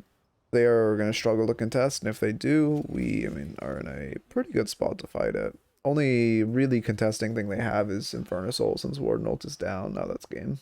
Well, we get the free win now. How's it going, Rain? Yeah, and then you could also Knockdown does the job. I don't know why he's not buying on stop. Yeah, Knockdown does the job, never mind. But I was gonna say one good thing about Doorman ult, which I am seeing a little underutilization of ults for you, is you like in this game when you have Doorman ult, the people you want to Doorman ult are Krill when he's ulting, 7 when he's ulting, Warden when he's ulting. You might see a pattern. Kind of Bebop when he's ulting, although it's less pressing. And then Geist when she's lowish, so you stop her from, so your whole team can back away and then just burst her. Also, thank you for the follow. I don't know how to say your name. Packstock? Packstock? I think much appreciated. I apologize if I'm saying your name wrong. That's game though, right? I would be shocked if your team can end. Yeah, they end. Okay. Wasn't really writing notes as much as I should have been, but as far as your notes, Doorman wise, biggest things would be the biggest thing would be the combo of not knockdowning before you. Oh, hello. Not knockdowning before you use your sun card. Why can I never find knockdown? There it is. Oh, I also, do any of you have the glitch where when you level it, it uses it? Anyone else? Is that just me? Like literally whenever I level this ability, it uses it. It's really fun because I have to click level it instead of using like control level. It's a really fun glitch to have. But you just want to knock down the second it hits them, you know, you do your burst. But you want to be using that stun to guarantee the car. I actually kind of mistimed it because they're not running. Like you want to wait here and then again I'm doing it too early. If they're running though, you get more. Yeah, I've heard it's burn. I'm sad dash builds are making a re-emergence. Knocked anvil hits, you use a pseudo stun, your full combo. All of that. Also, it's kind of good to throw the bell slightly above them so you can actually shoot it. One thing I have really liked doing on Doorman, I'll talk about this. I don't think that one's going to be YouTube VOD, so I'll talk about this more after the next VOD. But if you wait to throw your bell, you want to cart, shoot a bullet, then throw your bell. Because, first off, Doorman's bullets don't go through people, but they go through his bells. Like, if I place a bell here, and I crouch, and I get an angle, I can shoot 7 in the... God damn it. I can shoot 7 in the foot through the bell. Okay, if I can... I can shoot 7 in the foot through the bell. He died too fast. You get the... Trust me on that. This is a trust me bro one here. Let me get the angle right. There we go. You see that? The 30 gun damage and bell exploded. So a good thing to do, you know, if you're immediately throwing your bell after you cart, it's kind of hard to shoot it because, you know, the enemy's going to be blocking the way unless you shoot it slightly above their head. But in that case, you're going to be wasting the bullet. So what you want to do is after you throw your cart, you want to shoot 1 bullet, then throw your bell and shoot it. And you'll hit the, unless you're like, you know, within 10 meters, you're going to hit the 7 or whoever you're, because whoever you're going on is stunned by the cart, so they can't move. So as long as you throw the bell at head height, you're going to hit the bell on them and you're going to hit their head. I mean, you get the vision. I don't know why I can't. I don't know why it works so... Oh, I'm not holding left click early enough. Yeah, there we go. You do have to, like, immediately hold left click after you throw the bell, which you can see my muscle memory isn't as trained as it should be. I have to, like, manually focus on it when I'm playing a game. But eventually, the more I play this character, I'll get it more trained up. I like wide flicks, actually, really bad. Okay, anyway. As far as builds, or the build I recommend, again, I'll go over this next one and talk about it more, because that one probably isn't YouTube VOD. Low main... Oh, wait, this is a copy, because I wanted to edit some slight things. But low main's build great. It's the build ID right here, Tuna, or I'll post it in chat if any of you want it. Doorman V. Build I recommend. Low main, you know, pretty talented Doorman. Pretty clean with it.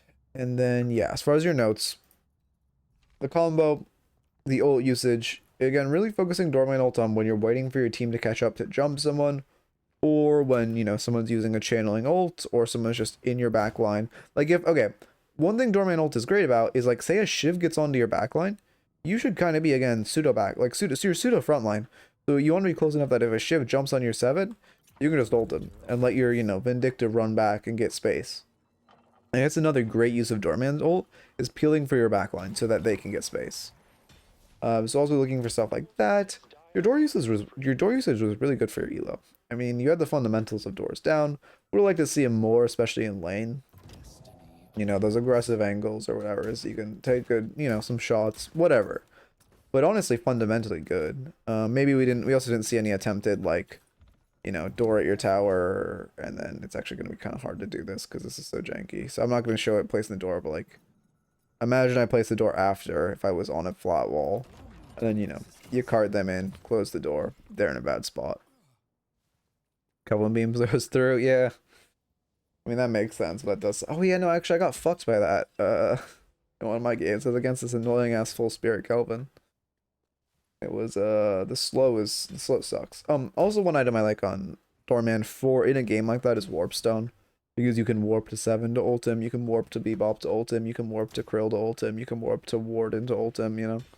Warp Stone feels very nice on Bellman just for particularly in games against, you know, 7, Bebop, anyone with those aerial channeling ults. Am I always buy warp? Yeah, I wouldn't say, I mean, it depends. I pretty much I wouldn't say always buy it. I buy it like 80% of my games.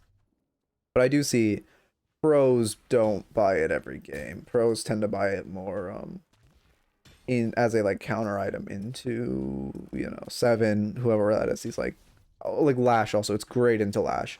If Lash goes above your team, you just warp ult him. And again, also keep in mind his ult has no Z height. So if say the guy's like 50 meters in the air, I could still ult them. Pretty hard to show this solo. But it's just like Mo and Krill ult, where infinite Z height. So you can go in there as much as you like. But Warp Stone feels very, very nice on him for connecting those ults into a comp like that. And then, yeah, I mean, if you are going to go then the Echo Shard route, you want to get the combo down. Actually, I don't need Echo Shard because I have cooldowns off. You want to get the combo down of like Car, Bullet, Bell. I wish you could also make... Okay, one thing a change they make to the range is that this isn't a character and this is a test dummy. So I can actually do the full combo on him without it dying. But let's try to minimize my spirit power. But you like, you know, you do the Car, the Bell, and then like, you know, Card again, Bell again. You want to get that combo down. And yeah. Oh, also one key thing about this build, again, I'll talk about it more after the next VOD. But since you are buying K-Dash, after you cart, you always want to K-Dash at them and then stay on top of them. Anyway, let's start the next raffle. Those are the biggest things. Let's get the next raffle going. The better door usage in lane. Stop staring at people. Oh yeah, stop staring at people in the ult. Thank you. I forgot to remind about that one in notes. But that was a big thing too. And then yeah, better just practice the knockdown combo a little. Making sure you want to use that knockdown stun to cart and guarantee it. And yeah, those are the biggest the biggest Doorman stuff. Let me get a new raffle up. Cap. Yeah, this is another Doorman. And then we're gonna have a new character, and I don't really know. I don't have a plan for that. We'll probably just look at the new character and then end stream or something. I don't really care enough about the characters to play them. For the future stream, if you're new here, I'm going to tonight. I'm gonna spend all night watching. You know, say it's Paige. I spent all night watching pro pages. I'm gonna spend. I'm gonna play a couple games on Paige myself. I'm gonna find some Paige builds I really like. And then tomorrow we're gonna do Paige only reviews, and I'm gonna, just Paige, focus on applying all that and getting a YouTube review out of it. And the day after that, which will be Wednesday, will be a normal day. We'll just hang out. We'll just, we'll probably do normal raffles, and then Friday, obviously, Victor will come out. I'm not quite sure how that will work because I don't stream on weekends, but we'll do that anyway. You can dynamo kick through the door, but it's super janky. You gotta be close. Interesting. Doorman only. And ats gambler.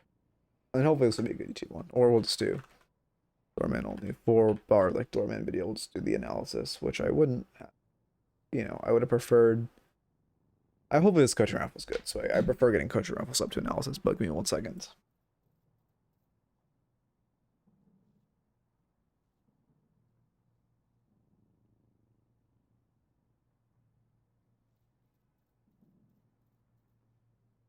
Okay, we could let me, this scene for the raffle, and then run ads, and perfect.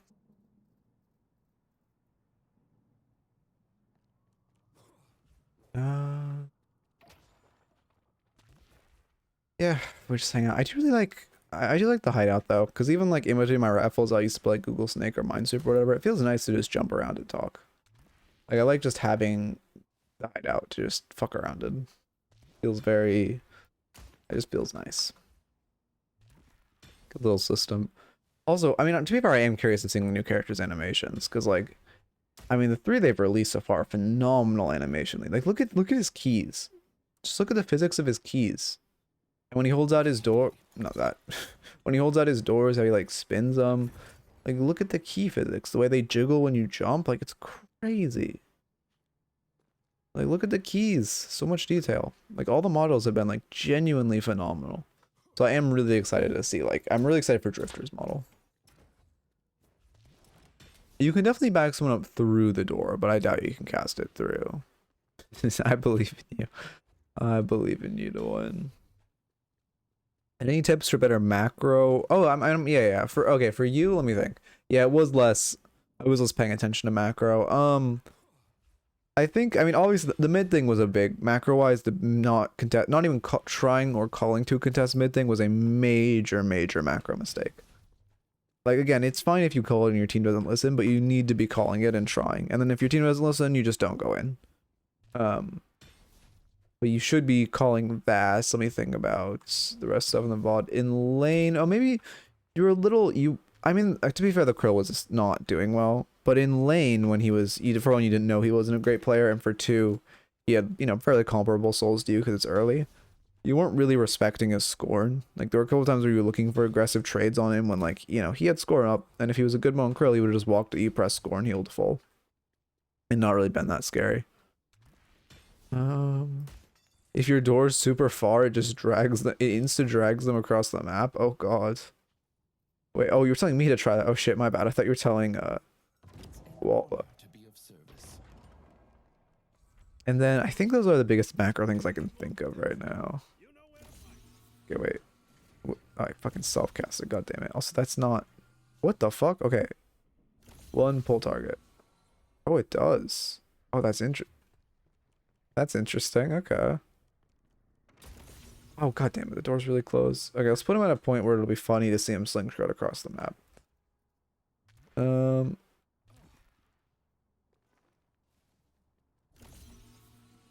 How did I self-cast it again? What the fuck? Okay, I guess that's a new glitch. I used to run Rescue Beam all the time on Dynamo and I never had the issues like that. There we go. God damn it. I forgot to pull. My brain is fucking functional, man.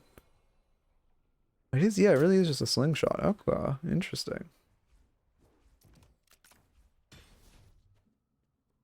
Well, it's still like slingshots them, apparently. It's just weird. Oh, also, basically, well, I don't think I saw any pros use the alt cast of the cart a single time. But it is useful in context. Actually, I don't know. I was okay, this is janky. Let me test this. Because I thought it was useful in this context, but then I tried it and it was just really janky. So let's test. Let's go. Wait, this is, yeah, Dynamo as enemy. Make Mimic. Bolts. And then alt cast cart. I probably should have been in a better spot for that. Bolts. Cooldowns on. Infinite cooldowns. Ults. And then didn't alt cast. Wait, do I pull them off? Okay. Dynamo's a Mimic right now. So I put 2 points into my ult. I buy duration extender. Spirit duration. If I alt cast this, yeah, it doesn't pull them out. Let's see how 2 points work. Yeah, they get like jank slingshot it back in. I thought this would be an actual use for his cart, but it just doesn't work for some reason. And if I do him, it just pulls them. Yeah, it's okay, so it's not that useful. But if your teammate's getting like, I mean, with Moan Krill, it's better to just cart Moan Krill for the damage and potential stun.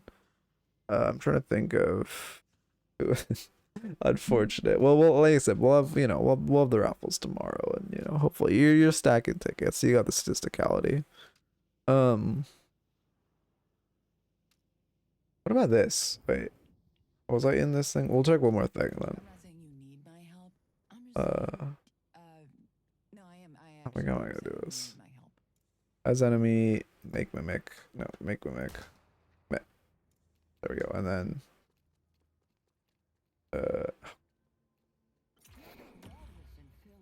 me, really?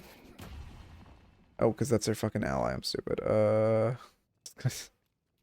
Okay, wait. Here, here, and then here.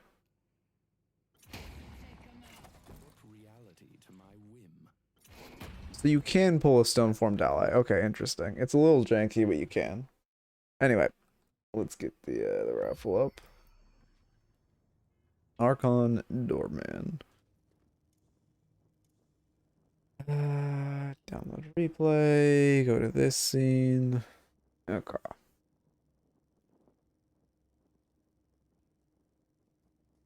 You can petrify someone through a door? Yeah, that makes sense.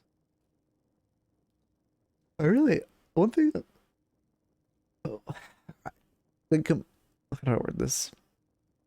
It did hit me, like, Viper ult and Doorman ult are kind of comparable, honestly. It does, like, a similar amount of damage.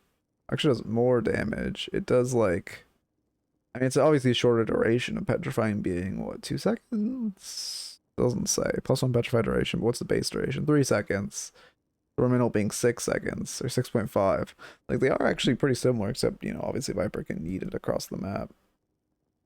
But Doorman has more setup off of a pseudo stun like that, obviously, which is why his ult is good, but I was realizing how, like, comparable they are. Don't know why I let the replay as it was decompressing, as that is going to be quick. Start recording. Watch / marker Archon Doorman. Okay, perfect. And then get the rank updated on screen. Perfect. Doorman, and we are golden. Little bell, I mean, that's fine. Doorman, I mean, yeah, that's fine. I don't mind pre-leveling. In general, pre-leveling is, like, okay, it's less potent in this game, but in general, well, I'm not even gonna talk about this. Well, in general, it's better to save your level until you actually need to use the ability. But in this game, it's less potent, and on Dynamo, I do it sometimes in case, you know, I need my 2. Or sometimes you want to have heal because you fuck up early. But on Doorman, yeah, it's less potent. Anyway. That's not going to make the YouTube cut, because I'll need the intro screen of me jumping in for my intro. Anyway, probably YouTube here now. Fortunate. Yeah, a little still getting used to the Doorman shots, it appears. Yeah, we like the Bell on Guinness there. Not a crazy amount of damage early. Well, I guess yeah, it's just not a crazy amount of damage pre-extra charge, but it is still a nice poke to have. You really want to look. The main source of Doorman, like, early damage comes from his gun. And just, you know, how easy it is to hit headshots and how much you can farm. Just, like, farm gun trades, even though, again, I've talked about this before, but mathematically your gun does less DPS than, you know, actually Vindicta's kind of a trade, but like when I'm Vindicta, McGinnis. Well, McGinnis is an 81 DPS. McGinnis is 81 DPS when her gun is fully charged. But because you have the added ability of giant-ass bullet hitboxes that allow you to get pretty free headshots, you can win those trades, even though mathematically they should be winnable. So yeah, we need to be quicker to peel for our ability. Melee, is he there? You should not. Yeah, you should be helping your teammate. It's really bad for you to be focused on these bells right now. Or not bells, these turrets. I was thinking of your bell that you threw. For one, people also don't value, I know, like, the bell, what is it? Less weapon accuracy is called, right? That's what they call it. Yeah, weapon accuracy decrease. People don't value it that much, but into, like, McGinnis, Vindicta, when they're, like, coming on your ability right there, if you manage to hit them with a bell as he was running out, you might have been able to save him. Because it is, what, it feels like less than a second. It doesn't say how much it is. It feels like less than a second, but it is, you know, an extra 0.5 seconds to a second that they aren't doing DPS to him. I've been abusing it for denies. Oh, yeah, yeah. If you can use it, it's kind of hard to use it for denies. If you can, it's good to set your teammate up for good denies. It's hard to do it for denies for yourself. Because you have to, like, time it perfectly with when they kill a minion and then flick back. But if you're like in comms with your teammate, it's great for getting denies. I think it's something we'll really see people use more and more later. Like timing it up. Oh yeah, yeah, you gotta do it. Yeah, that's perfect then. You're doing it with someone, you can do crazy stuff. I assume, like I said, especially in pro play, I assume we'll see that used a lot more. Monster rounds first. I don't like that. You're not getting, like, hard shoved in, so you don't really need the extra monster or extra, like, minion damage. Fortunately, that melee misses. You finish that other creep? Yeah, you did. Okay, you clean up the camp. We go extra charge and Mythic Burst. That's good. Obviously, you always want to buy Mystic Burst after extra charge because extra charge gives your bells enough damage to proc it. I like extra charge first. Mystic Burst is okay. I mean, I definitely see the vision with the build, and I think it's good if you're going this direction. Although like I mentioned previously, I'll recommend a build at the end of this VOD, but I do really like I like specking a little gun in the very early and then building more towards spirit. Because this gun does a very oppressive damage with the, I mean, the fact that you literally just have free headshots. You're worried about Guinness shoving wave. I mean, yes, but if she actively is shoving wave, then it's a good response. Like, preemptively Monster Rounds isn't bad, but preemptively Monster Rounds' first item isn't bad. Like, if, you know, right now she hasn't shoved in wave once, and you've gotten 2 more items, which it could come out now, or it'd be a lot. I mean, still would be a little early, but would be a better response. Yeah, we just didn't pick up our doors in time, unfortunate. I mean, they do have decent wave shove, but you don't need to really be preemptive with the monster rounds or this preemptive. And I got 1 wave, and yeah, like now would be a good time if you were on this shop timer and you bought it. I'd like it. Because they shoved 1 minion in, you're like, okay, they're starting to get aggressive on the wave. Guinness has pretty strong lane shove. Let's just, you know, pick it up now. I think you're saving for, it's probably Mystic Shot, although, I mean, Mystic Shot isn't bad. It procs, it'll proc Mythic Burst after extra spirit. But also is nice to have. Damage wise, it fits in with this build. Sorry, my throat is lolling more than I thought it would. Oh my god. They removed dash parry? I don't know. I have not tried it since the patch. Not been able to get it. Oh, really? That'd be interesting if they did.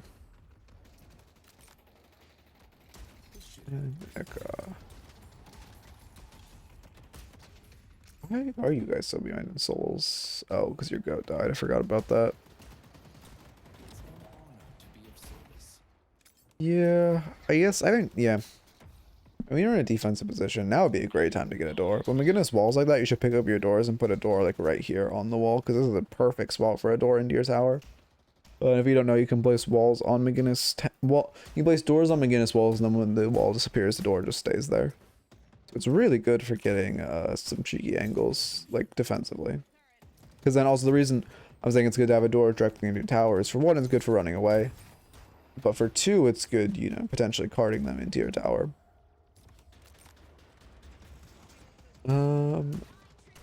Let's see.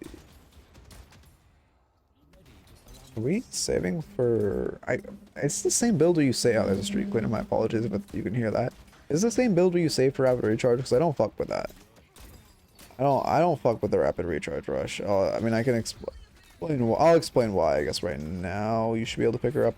You could... Yeah, you ult her for damage. I don't mind that. You should be able to kill... Oh, you should... I like the doors out, but you should have waited till you killed Vindicta and then gone out. But yeah. Yeah, I like the ults for damage. Generally, I don't like an ult in that situation, but it also stops your ability from chasing, which there's like 70% chance he would have continued to chase on 1 HP because she was vaguely low.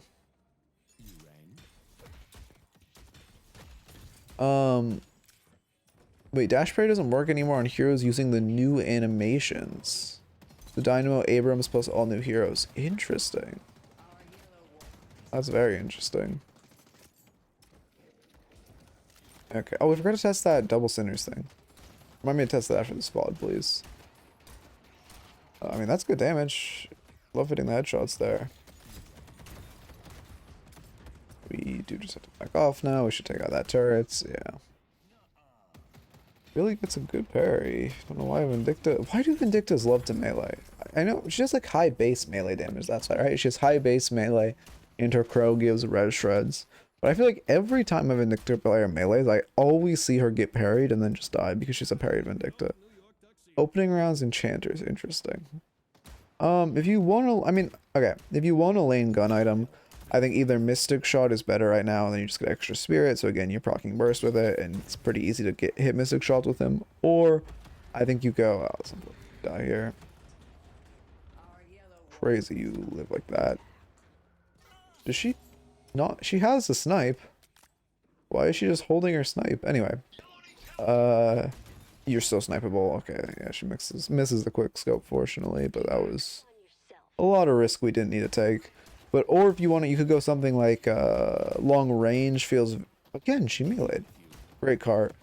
Long range feels very, very nice on, why are you saying Pog? You meleeed and got parried. That's you. Okay, anyway. Sorry. Long range feels amazing on him into lane, especially into Vindicta, who's going to space you a lot.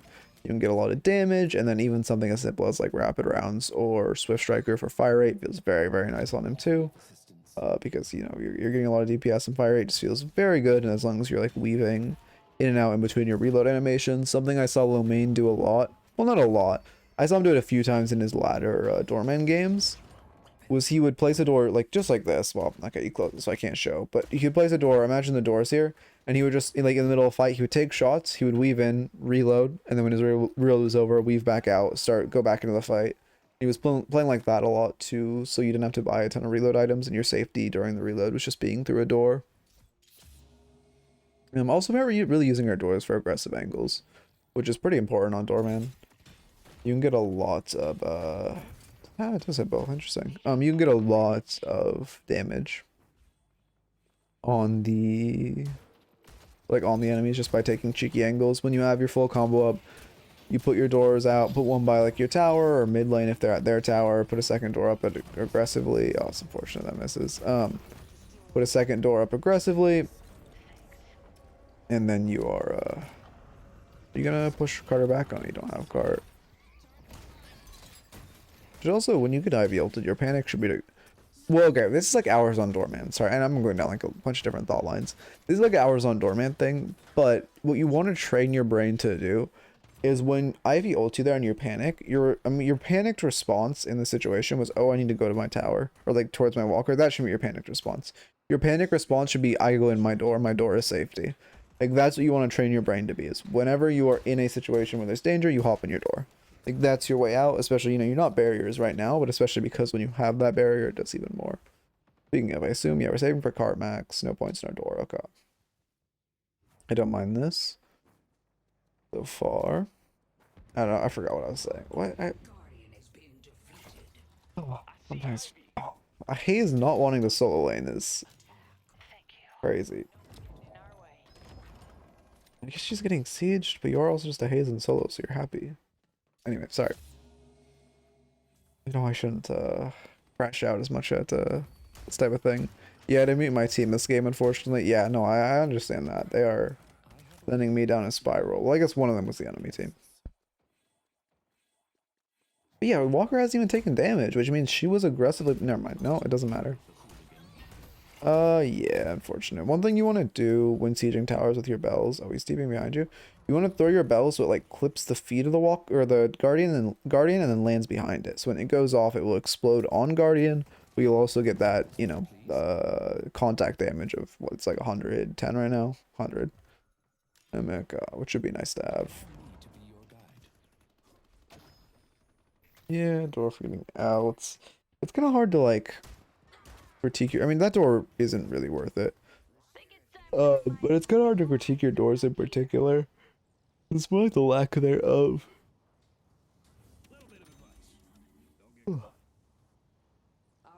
Guardian and Cultist. Interesting. Oh, that's why you went MR early. Okay. Well, I mean, no, you went it for just once again, but interesting. Obviously, the reason you... I don't know how I feel about Guardian Ward, but obviously the reason you go Cultist is because it gives the HP buff is great for his defense, because he's a pseudo frontliner that doesn't really have that much health on him. Or that many resistances on him. And honestly, I've seen people don't really build resistance on this character, which I think it's... I mean, you know, I feel like a lot of games without in a draft, a team is going to be pretty slanted towards Gunner Spirit damage, especially Spirit this latest patch, and having Spirit Resilience feels very nice. Yeah, unfortunately we're missing those timings, so it's still in range though, which is good.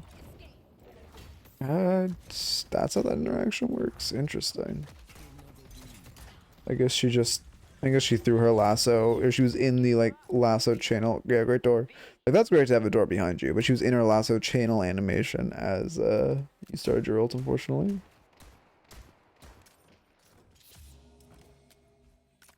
Okay, your team does seem fun. In frame? Yeah, I'm comfy, but I'm in frame.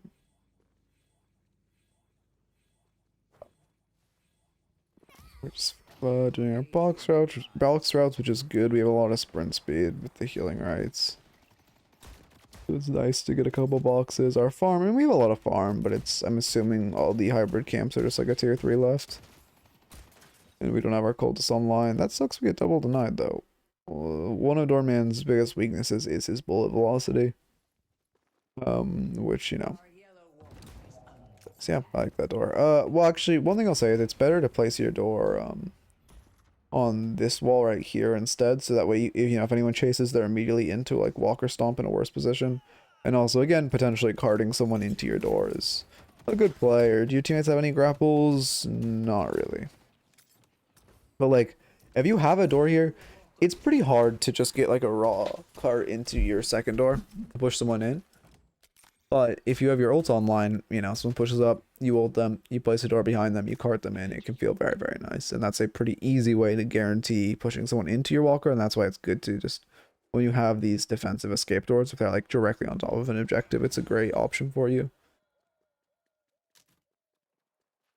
Is leaving M1 characters to solo farm not something I should do? Okay, if the walker was getting sieged by 2 people, then that's bad. The walker didn't have taking damage, but the first time she was complaining, I haven't looked at the second time.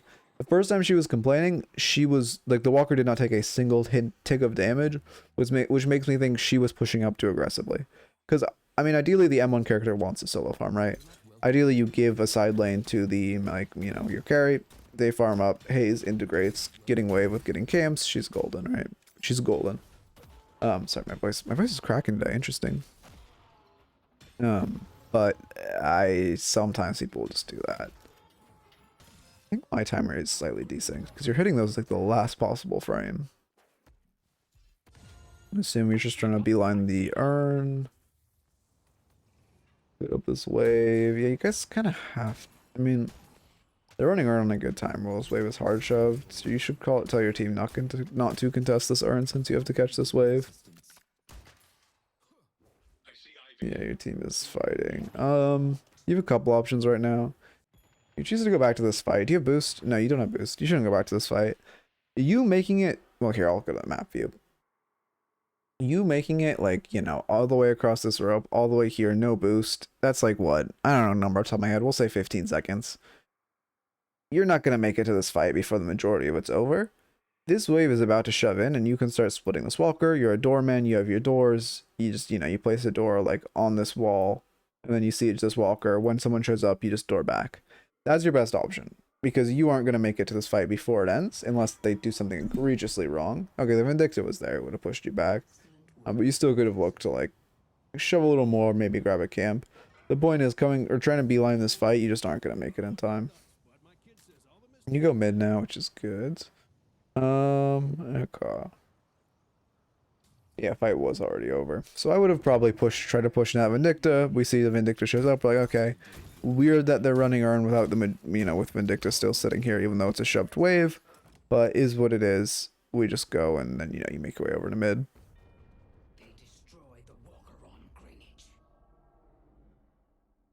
Yeah, I assume you're pausing right now to meet your team. No, you're typing. Okay, yeah.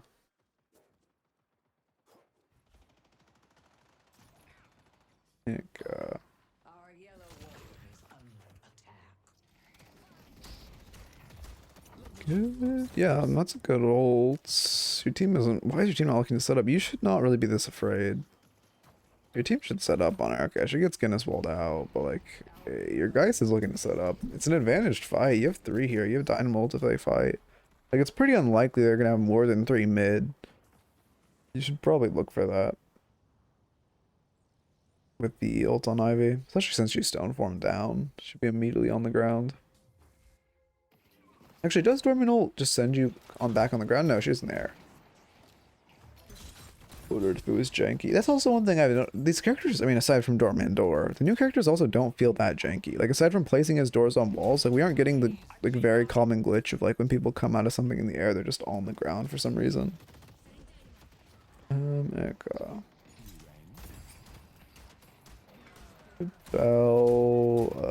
Fortunate car. I think we're just reading them. Oh yeah, actually, generally our cart usage has been way below what it should be. Let me look at your carts. Luggage cart. I mean, yeah, there's like a lot. I mean, look at this. In between 1 minute and 7 minutes, you didn't use your cart once. I wasn't even paying attention to that in lane, which I definitely should have been. But we want to be, you know, in lane if you're not carting someone into your door or looking for some cheeky cart play, which you really shouldn't be. Maybe like once you get a cheeky cart play in a lane, it's pretty unlikely. But you should just kind of be using your carts for poke. Great card there. Yeah, you rush stun on your cart too, so it's really bad you haven't been using it. That's another reason. Again, the build I recommend and the build I think is, I mean, an item I think is just kind of necessary on this character if you're rushing. If you're doing a 3 max, which most builds do, is knockdown because you use it the same way Bebop does just to guarantee a hook. We also go warp rapid recharge, which I don't mind. Buster to Stam Master, interesting. I think we're going 2 movement based. I don't mind why this.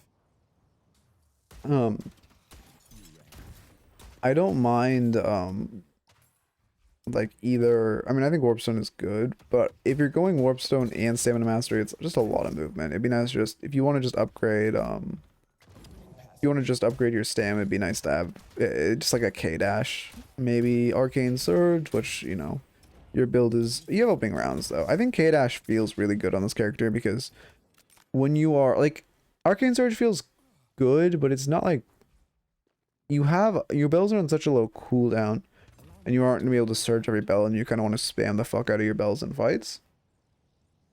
Well, Arcane's or K dash allows you, like, after you cart someone into a wall, it allows you to immediately re-engage on the free line of headshots you get when they're stunned into a wall with, you know, extra fire rates, which is super valuable. Yeah, I don't think you have so much rate. If you want to get high doors, I assume, okay, you're not maxing your door second, you're maxing your ult second. But just getting your doors maxed is, getting more cast range is the best option.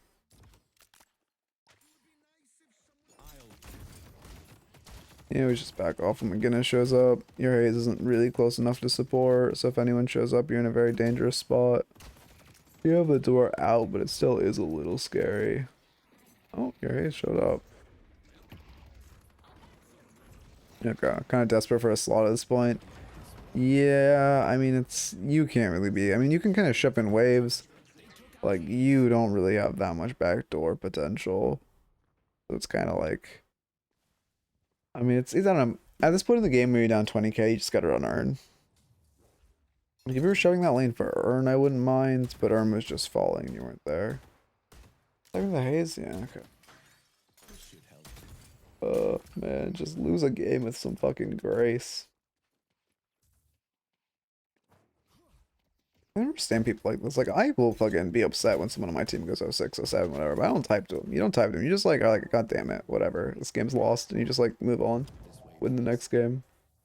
What tilts me is if they go 0 and like 1 and 10 and then flame me. That's what tilts me. When they take no responsibility for their own mistakes, that will tilt me like immeasurably.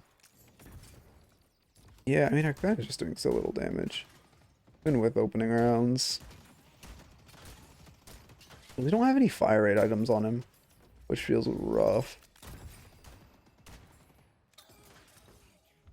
I mean, obviously also, making us starts don't have a headshot hitbox or anything, but and damage stuff is a little rough. Yeah, Coldest is just for, oh yeah, it does get fire rate, but he didn't have buff up, that's why. Thank you. But I guess with buff up, you would be doing a lot more damage. I forget when I'm coaching to manage, like, watching buff. How often do we use Coldest? Because I really struggle with my own Coldest usage when I buy it. Why? Oh, holy shit, we don't use it this entire time. That's really bad. That's like 1 to 2 usages missed on our Cultist. Also, again, it's not even just about the soul count. Like, it's just about having the buff up. Well, soul count matters too. I guess it's not just about having the buff up. But having the buff up is super important. Yeah, I mean, also, if you don't play characters that buy a lot of Cultist, it is, like, it takes a second to get used to, like, micromanaging it. Yeah, that's perfect. Grab Earn, door back for Earn. You should drop Earn and close door. Oh, I forgot you can close door while holding Earn. That'll get patched, but It is a nice thing that you can do for absolutely no reason. Okay.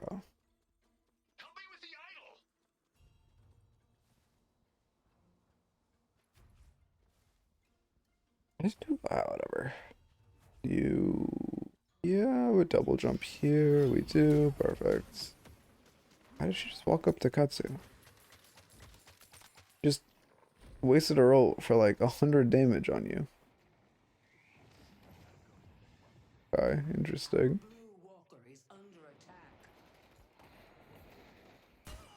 You're very far in this fight. I think also your playstyle would benefit from long range.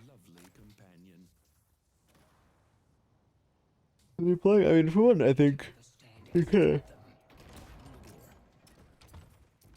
playing the character a little wrong. Like in that fight, it would be nice. Yeah, great stun. It'd be nice to be more like. Oh, I just thought of a synergy with Haze. Since I was just talking about how like really no pros use the outcast on cart. If they get out of Hazel, you can just cart her at them. Like instead of, obviously in that context it was good to cart McGinnis, but like if they're running away and you're behind her, just use a friendly cart to push her into them. Great ults on Bin, push him back. Yeah, I mean also, I love that you don't have the problem the other person had where you like lock onto the person you ulted. Yep, we get the kill.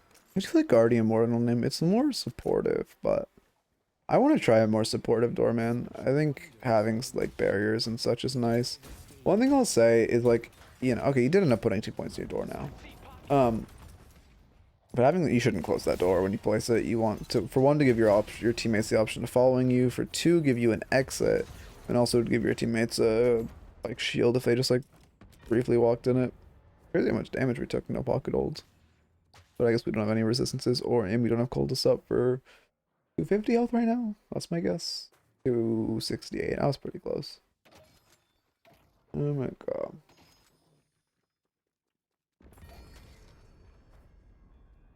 I was way too focused on getting a coldest on a tier 3. Oh, I see. Yeah, that is a big issue. If you ever get coldest up and you look at your map and there's no tier 3s up, I mean, for one, you could try to push for either of these side camps. But for two, just grab a tier 2. It's not, like, it's a soul difference. It's not crazy soul difference, and the buff difference, like, the amount of kill potential you have from having the buff is a major, major difference. DB, I mean, I like DB into this comp. Great against Pocket, great against Viper, good against Vin. It's good item to have. I mean, actually great against Finn. I forgot it cleanses their stake. Not like ward anymore. Does it cleanse Holiday Lasso? I never thought about that. I've never tried that interaction. Does anyone know if DB like would stop Holiday Lasso if you used it? No, because it doesn't break hard stuns. What am I talking about? It just breaks debuffs, like debuff remover. Sorry, it's been a minute since I built that item. Great cart. Wow, he hits the wall there. That's kind of crazy. They're on mid. You 100% should contest this. If they get mid, you just lose. Well, maybe not just lose, but you lose your patron.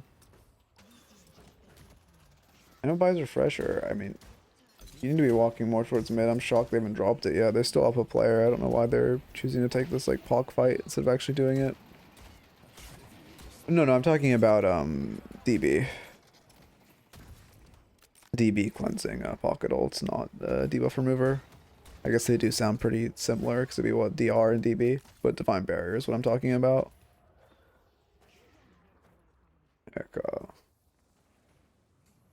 But yeah, I wouldn't cleanse Holiday ult because that's a hard stun. It doesn't cleanse hard stuns. Okay, I have more sparkling water. I need to go to Costco. Maybe I'll do that today.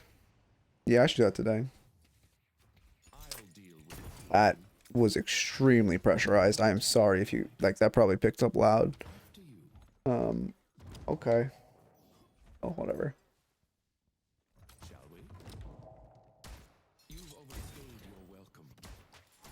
Okay. Was there a time when yeah, debuff remover used before the item shop rework, debuff remover removed pocket ult. It was what I mean, pocket was still good at the time, but it really like locked pocket out of like being that good, because if you ever like got fed, you just fucking get the thing. You gonna get the pre-cooked chicken in a bag? Man, I wish that shit came cut. I mean, obviously rotisserie chicken goes crazy. You're not shooting right now. I like the, I mean, sorry. I like the vision, but like, it's more, you gotta keep in mind that contact damage on your bell is 140. Your bullets, you're doing like, what, that was what, 90 something damage per bullet on a headshot? Your bullets are doing bullet damage. Just give me bullet damage, for the love of God. Is that not a stat you can see? Wait, what? Oh, bullet damage, 9. That's not correct. Oh, opening rounds? That's not correct, right? I don't know. Either way, the point is, it's more important for you to be shooting, and then you could also hit a double melee on those camps, which gives you a lot of damage, and then throw your bells as you're doing it. If you do, make sure you eat the entire thing with your hands in the food court for aura. Honestly, I should do that at some point. I feel like that goes crazy.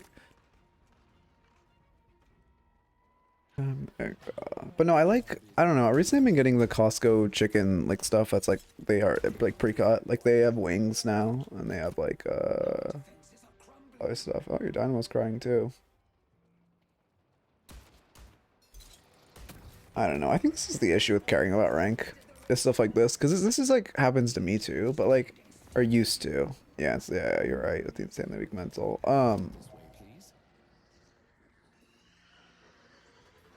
Is he talking to Dynamo? He just called Dynamo a tank? I like that, that door is good. Okay.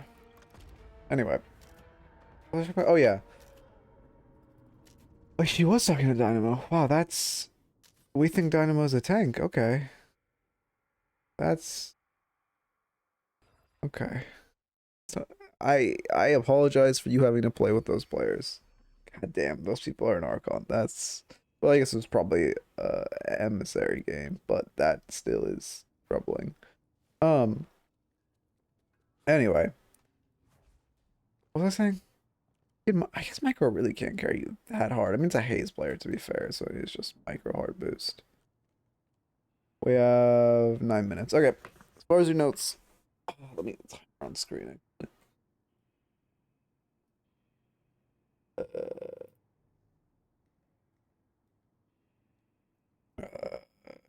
Time until. Okay, yeah, there we go. Pick this up. Yeah. Okay. Far as your doorman specific notes, definitely an underutilization of the doors, especially in lane for that like peek to the cheeky peek angles. Just, you know, get your peek, get the damage, get the cheeky angles, throw your combo, and then just close the door. And hit the 7 really does that much to an arc. And then let's see. I'm gonna hate that ball. Definitely a, you know, the cultist we talked about.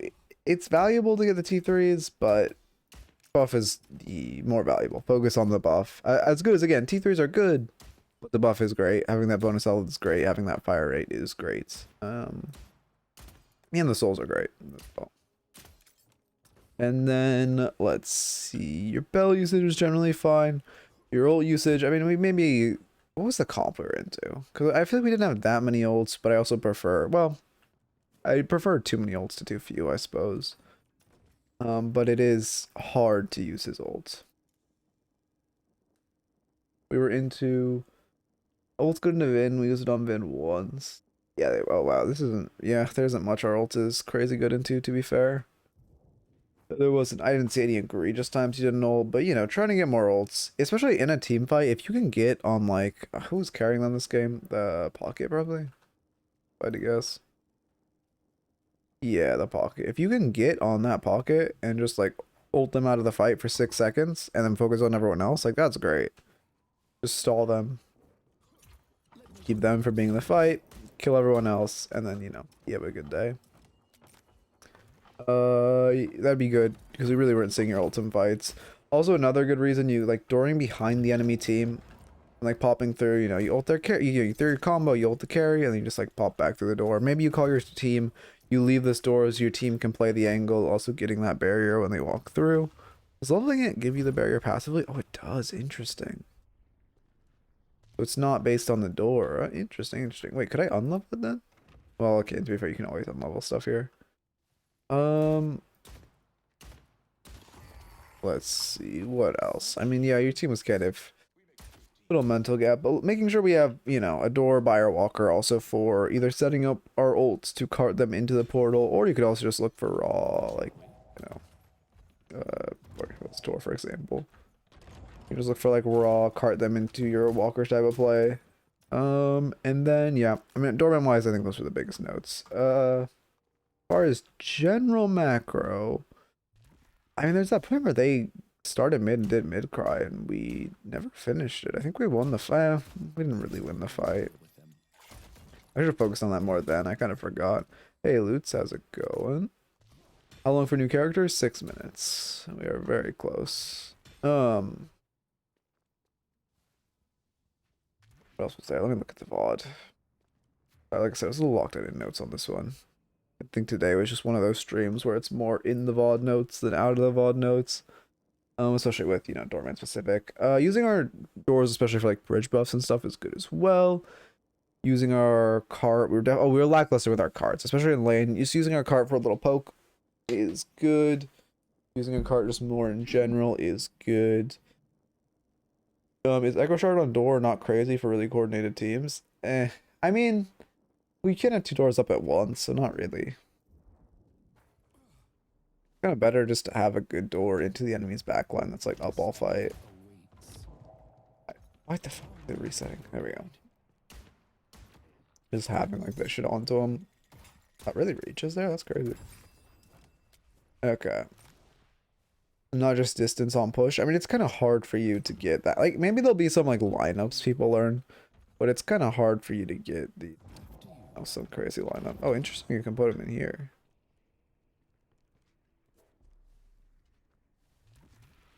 I mean, yeah, there's definitely potential, but I don't think we'll see Echo Shard. I think we'll just see people like, you know, maxing it probably second in pro play, which I mean, I max it second anyway, but like I do. But I don't think, maybe I'm wrong. I don't expect to see Echo Shard though.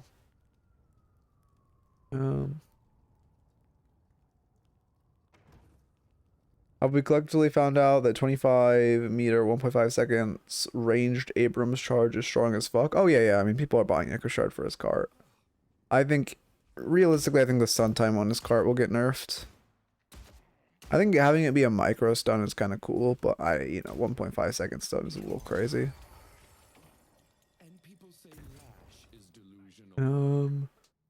Also, cooldown is surprisingly low on it, but it could be fair, it is kind of hard to hit. Like, you gotta keep in mind, Abrams charge is extremely easy to hit, and anyone who tells you different is fucking terrible at Abrams. And the cart is, I mean, obviously, if you buy knockdown to guarantee it, then it's a lot better, but like, there's a reason you're seeing Doorman build knockdown, and you're not seeing Abrams build knockdown. Well, I guess you see Abrams build Phantom Strike, but, you know. The point is, it is about, like, it is more, you gotta keep in mind, it's not fully comparable to Abrams charge because it is much more difficult to hit. And at range, it's pretty hard to hit. Like, post 10 meters, the enemy can dodge it fairly easily. Oh yeah, the Sinners thing, thank you. I guess we'll go into Sandbox. I have 3 minutes to test it. We'll go into Sandbox. Sandbox mode. Actually, not Sandbox mode. Explore MYC.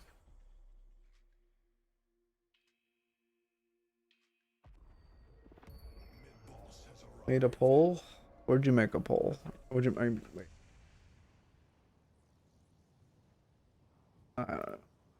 Made a poll here. Oh, next year. Okay. I see. What am I doing? Oh yeah, Sinners. You can also, if you, one thing I don't think this will be useful. I just wanted to show that you can do though. Hard to get this in the direction I want. Something I just want to show that you can do is like, if you like, you can hit yourself with the friendly card if you do it right. Again, you have to do it through a portal. So I don't know how useful this will be. But like, you know, maybe some pro doorman will find some crazy shit for that. Okay, so you melee this once, then you go here.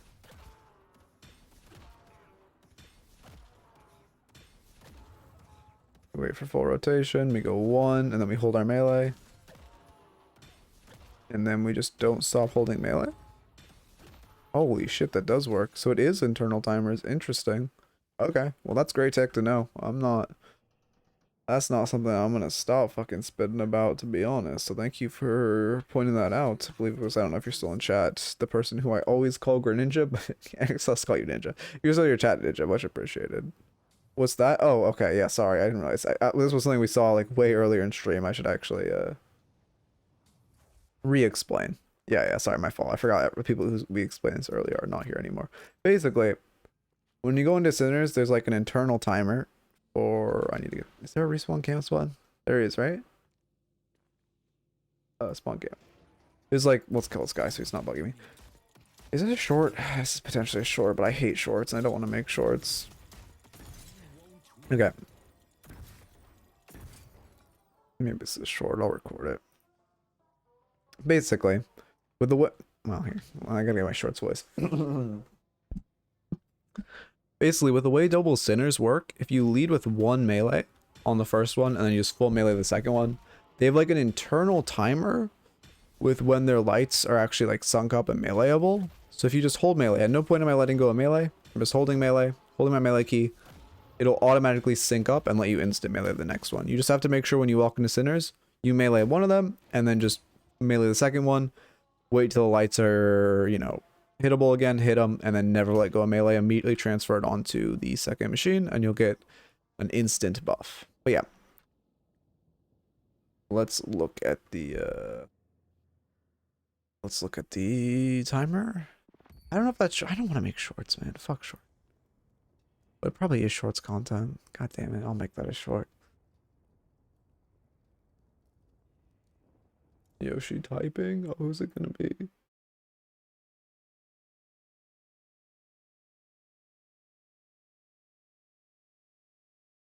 Everyone, it is Paige. Okay. Why isn't my game see an update? There we go.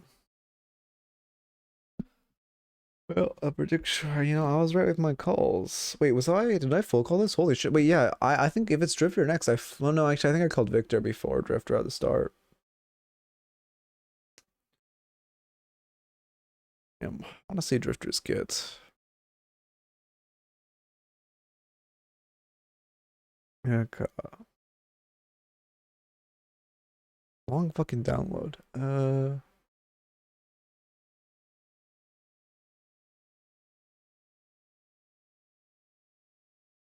You think I won high after that, is it?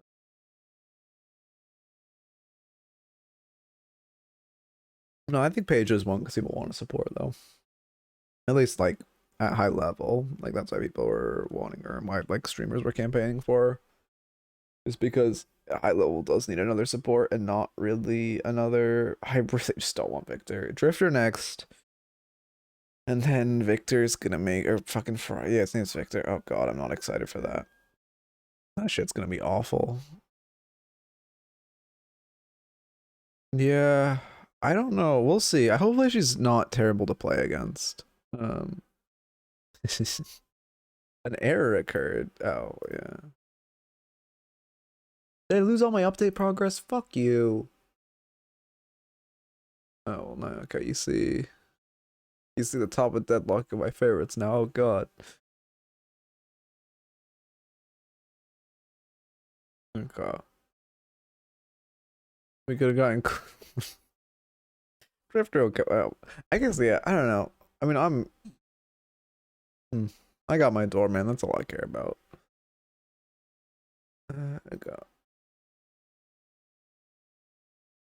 Right. This off. Okay. Takes a while for it to roll out in South America. That sucks. I use a Logitech mouse. I do not know what a KDE mouse is. Mine's fucking G502X, the one every basic motherfucker has. Sorry, I'm a little late. Had to finish the chapter I was on. I didn't know they have voice lines when you choose them. I wish I listened to Doorman's. Okay. Game? Okay. What is her kit? Conjure. Okay, that never mind. Maybe this character's sick. Conjure Dragon. Conjure a dragon that appears at the target location before flying forward, dealing spirit damage and leaving a burning path in its trail. Okay, that sounded a lot cooler. That sounded a lot cooler than it looks. So it's like Infernus Dash. It's ranged Infernus Dash. Okay.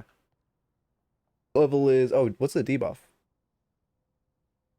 Oh, the burn, literally Infernus Dash. Holy shit, having it maxed. 115 damage plus 30 DPS? That is not a small amount. This is a great read. I mean, this is cool though. Fundamentally, I mean, this looks like visually, this is sick as fuck. You get a dragon. Defend and fight. Grants an ally a barrier. While the barrier holds, they gain bonus weapon damage. You get up to 2 additional allies gain barrier on max. That's pretty crazy. Barrier gives fire rate too. Shit, this character is gonna be so meta in pro play. Take care of you. Yeah, you just give him a barrier. Okay, that's nothing crazy. This character is, oh, the auto animation's kind of sick. Although, oh, CSing on this character is gonna be fucking miserable. Oh wow, that actually looks clean as fuck. She's like throwing a spade. This character's gonna be broken though. This is probably the most broken character they're gonna release. Captivating Read. Target an area with magic applying a slow. The magic detonates after a short duration, dealing spirit damage and immobilizing. Doesn't love a little Arthurian fantasy. This character's gonna be broken, man. Fuck's sake. Why do we have to have Lulu in this game? And then mobilize duration. On hit, reduce spirit resist for 6 seconds? What the fuck? Meaning will help. I mean, visually this character looks cool. Don't get me wrong. My brother end up like you, Seven. But, Glad I wrote this with me. Hope you like the book. Hope you like the book. okay. And then the ult, release a wave of spectral knights and that charge across the entire city, healing out the entire city? Healing allies and dealing spirit damage to enemies. I'll save the day. The entire city? The entire city, though.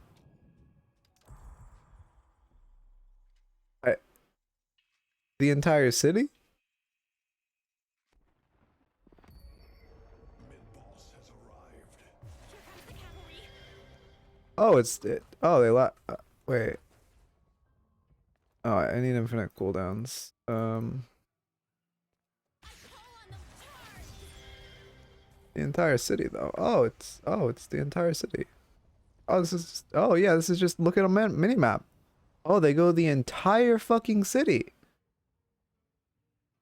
Damn it, why is this character a fucking Ezreal? That's like my favorite ult, but oh god damn. Character's gonna be disgustingly broken. But also, I love Ezreal ult, man. 150 damage and a stun. Cool. 150 heal. More insane. Insanely broken. How is this character allowed to release? Yeah, she's backline support with Lulu Barrier, AoE Immobilize for 2 seconds. AoE stun and AoE cross map stun and damage. Cooldown's long though on the bright side.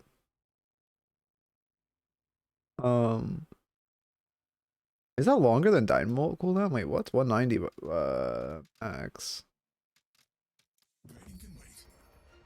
No, 230. So he's having like a comical amount of CDR on him. I don't have time to be scared. My family is counting on me. God, 1.5 second AoE stun across the city, man. That's fucked. No, that's okay. You said our heavy melee animation was sick. Oh, that is sick. What the fuck? Wait, that is sick as fuck. Okay. Character's exactly what I want her to be. Yeah, she's gonna be disgustingly broken. But that's fine. Because Fuck. Such. They Fire release a balanced character, Valve.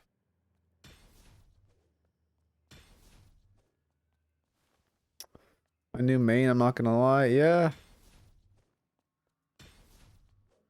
Yeah. Yeah, they never know. We love Doorman. Fuck, man, this is bad.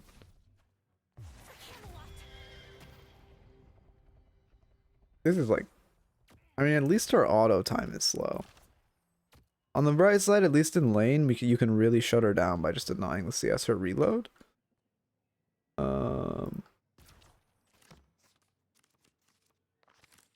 Oh yeah, that's cool. I mean, Valve outdid themselves with the animations on these characters. But this is, I mean, having charges too, like, I don't know if you're, I mean, what is it? 8 sec, no, okay, it's in between charges, thank God. 25-second cooldown. I mean, that's kind of crazy though. It's just ranged Infernus dash.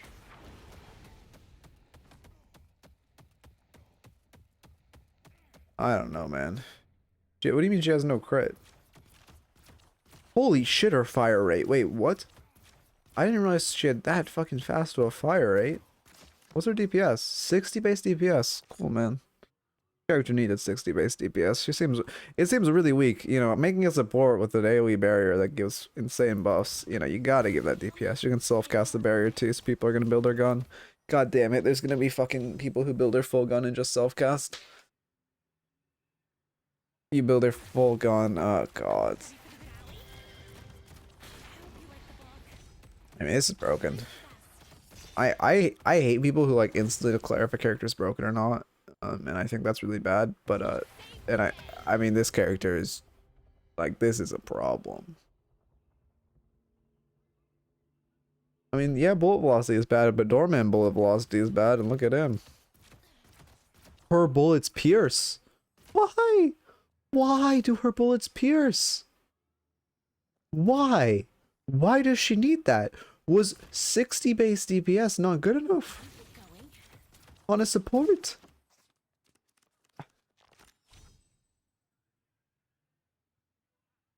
Can she get headshots if they pierce? Oh, she can't get headshots. Oh, that's what you meant with no crit. Okay, okay. I mean, at least that's good. That makes sense that they pierce. Okay, that's fair. That's fair. That's not a crash out moment. That's fair. She can't headshot, but her bullets pierce. I respect that. Although it does literally just lower the skill. This is gonna be the perfect. This is gonna. If you want to get boosted, main this character. If you want to get boosted, just main this character. Because, like, you don't need to hit headshots. Yeah, this is gonna be crazy. I mean, to be fair, I love Ezreal, so, like, I might put some games on this character, but, like, I don't know. Fuck. She was on a support main in League, so this doesn't really appeal to my fucking, like, what's his goddamn name? I can't remember who I used to play in that game. Paige on team equals win? Yeah. Yeah. This is gonna be like, I would be surprised if in the next DLNS Paige is not first pick. Well, not first pick or banned. Vindicta's a fucking insane monster. But if she is not picked first round or banned first round every pick, I would be shocked if in every game she isn't first rounded. And by that I mean the first 3 before the second bans. This in Doorman ult will be terrifying. I mean, Doorman ult isn't that terrifying. Or do you mean just like getting him chained? Wait, they added a setting disable custom hero crosshairs. No, but on Doorman the custom crosshair is so sick. No, wait, but yeah, you can 100% counter spell her ults. But like, but Doorman crosshair is so cool though. But every other custom hero crosshair makes me want to, like, you know, can't say those things on stream. Let's test if you can use the horses in Doorman's ult to heal allies. What the fuck does that sentence mean? If you can use the horses, well, you're underground. You gotta keep in mind they like have like they. I'm assuming they don't heal people who are standing on this roof if you throw them on the grounds. They still are on the grounds. This is busted, man. And it gives them move speed buff. For the buff duration is 9 seconds. They get plus 5 meters move speed. This is like the character if you want to get boosted. Man, I should take this shit to Eternus for a screenshot. What the hell? Like, what are we talking about? Like, how is this allowed? This is like the most boosting character. It's rough out here.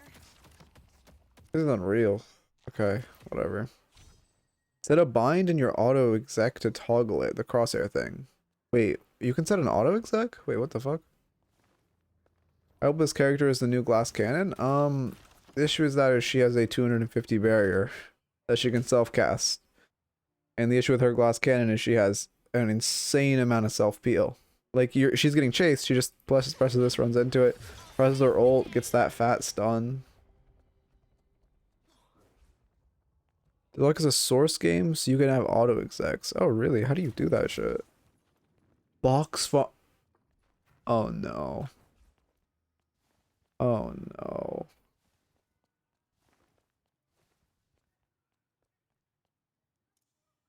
What? I can't spawn boxes?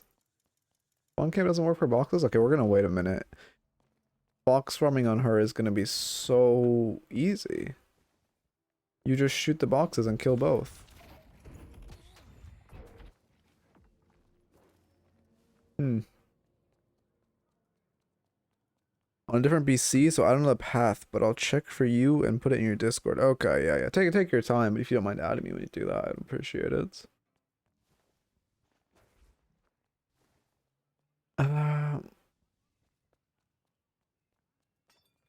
mean, it's not that bad. Shotgun characters still get boxes fast. I mean, it's not that bad. It's just like on top of everything, man. But Doorman is fun. That's the difference. Playing against, like, everyone who talks about Doorman, notice none of them shit talk playing against him. He is strong, but he is fun to play against because of the doors. This character will be miserable to play against. You are going to hate to queue into this character the same way you hate to queue into fucking Lulu. Like, this is... I can't even imagine. You get the fucking barrier on enemies. This is gonna be interesting. Why does her left foot go through people? She can't headshot, but she has pierce on her bullets. I mean, there's 100% gonna be a gun build for her where you just self-cast your shield and then use the like bonus fire rate and piercing bullets to do crazy shit. Oh no, I just thought of something.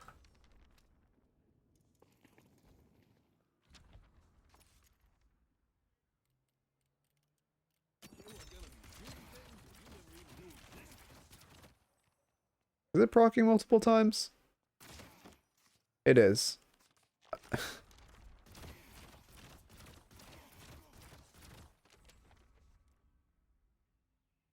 Oh god. Where even is split shot? I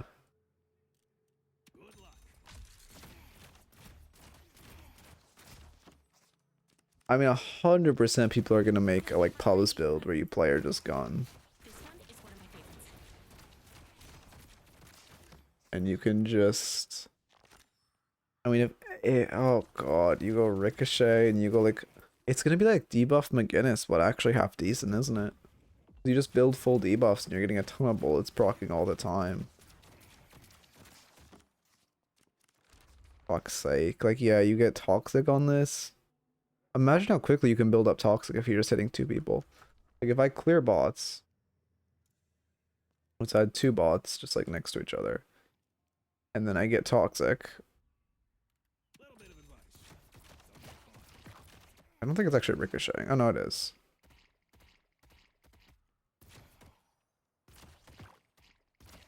Wait, it's not ricocheting back. Are they not close enough, or does they actually think of this and make it not work the way I think it does? Oh wait, I think it doesn't oh, I think it only ricochets once, actually. I can't tell. Okay, I think it's only ricocheting once. Thank God. Okay, they thought of that. It doesn't ricochet twice.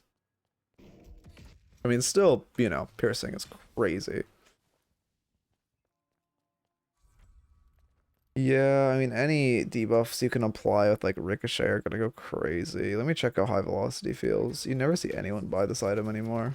Oh, that actually feels. Wait, that actually makes the arrows feel so much more hittable.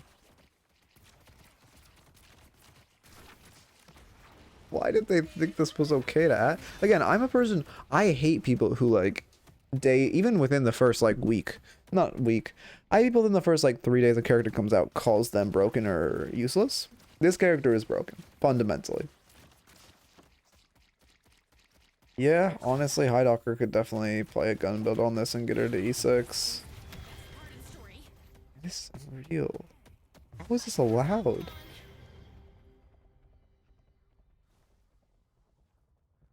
Oh, God.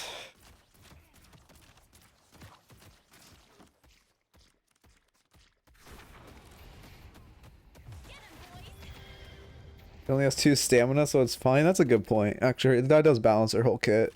Yeah, you know what? That's a good point. Yeah, the ult up is a knock up stun and AoE heal, and it goes cross map. So like, yeah, you know, why not? Why not give her a? You know what this is? This is literally just Nami and Ezreal ult combined. Why?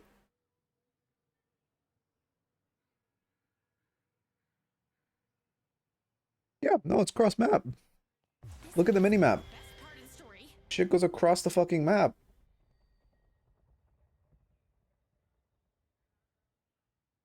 Why not?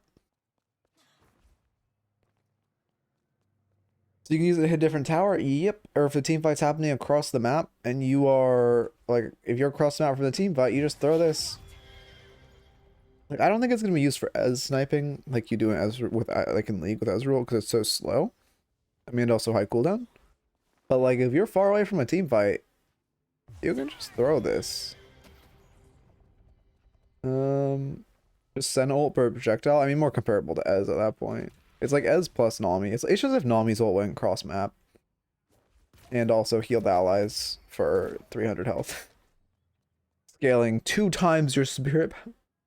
Why? Why? Um, does it hit minions? I would assume it does.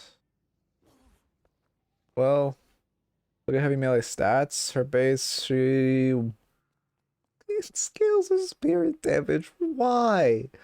Why does she need that? Why does it? Why does she need this? I really like the multipliers, though. That's actually kind of sick, seeing what the actual everything that goes into the math. But why does she need this?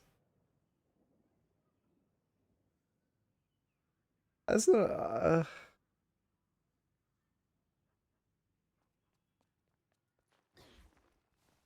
I, I th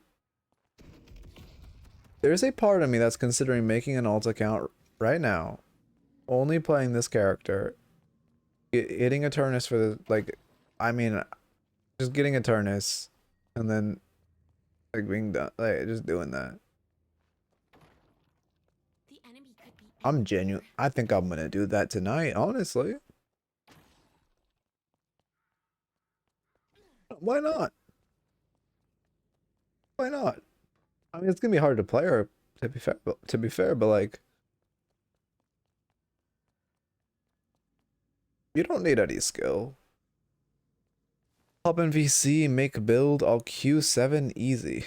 for force lock. Yeah, I mean I could force lock or like lock out her for me. I wasn't really thinking of doing that, more just like because I don't really care about how quickly it takes because it's not like Doorman where I'm trying to hit leaderboards on her. I'd be ashamed to be on leaderboards with this character. Um, versus Doorman is hype as shit. But like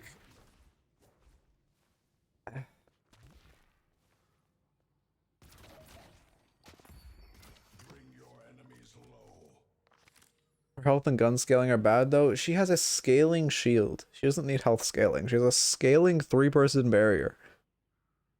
Motherfucker does not need health scaling. And also her weapon scaling. I mean, I guess that's so you can't build her gun, which makes sense.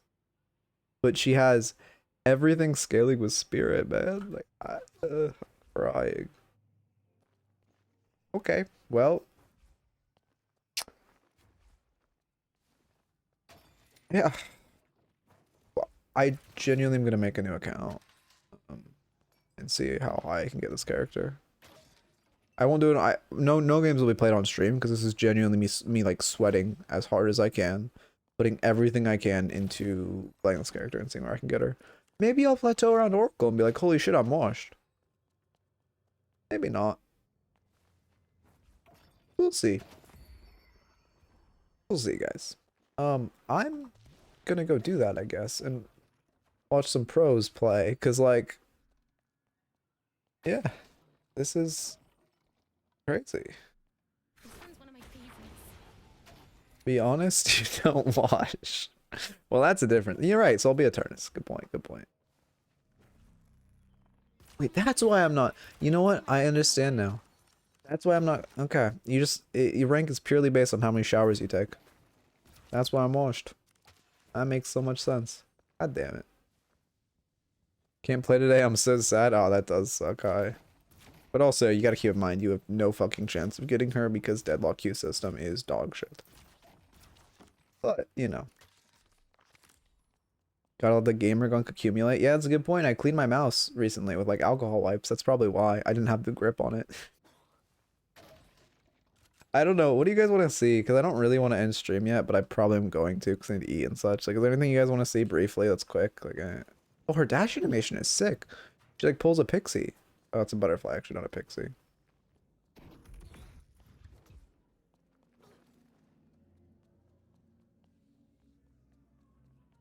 Yoshi said they're fixing the pick system when Doorman released. Yeah, and then I popped fucking...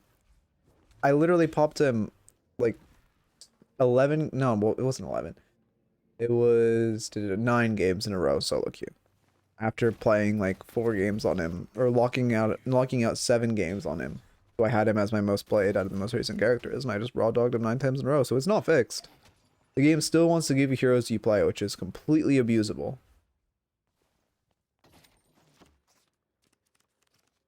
Oh, yeah, that makes sense. That makes sense. Yeah, the mouse thing. Do you think she'll be a late game demon? Probably a late game demon. Because she scales insanely well. Her heal scales 2 times on the ults. She has scaling melees, her barrier is 1.4, her dragon's 1.3, her, what is her, I mean, like her stun, I mean, her stun damage doesn't really matter, but still scales pretty well. And like she gets the AoE spirit resist reduction. Imagine you do that. Imagine there's like, imagine Dynamo ults or whatever, or there's just a few people grouped up. You throw this on them, so they're all AoE spirit reduced, and then you just press ult. Shit's gonna go sicko. Oh, they're supposed to fix it this update. Oh, really?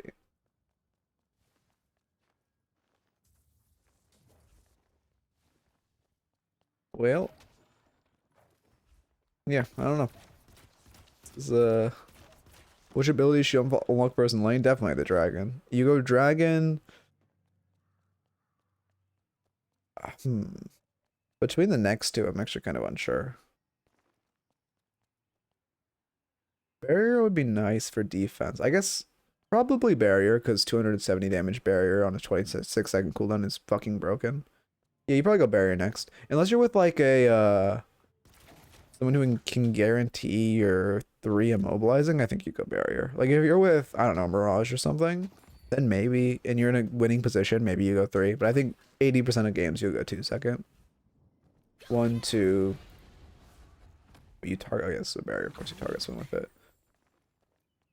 Yeah, and then you probably max your 1 first. I would assume barrier next, and then probably your ult. I don't know though.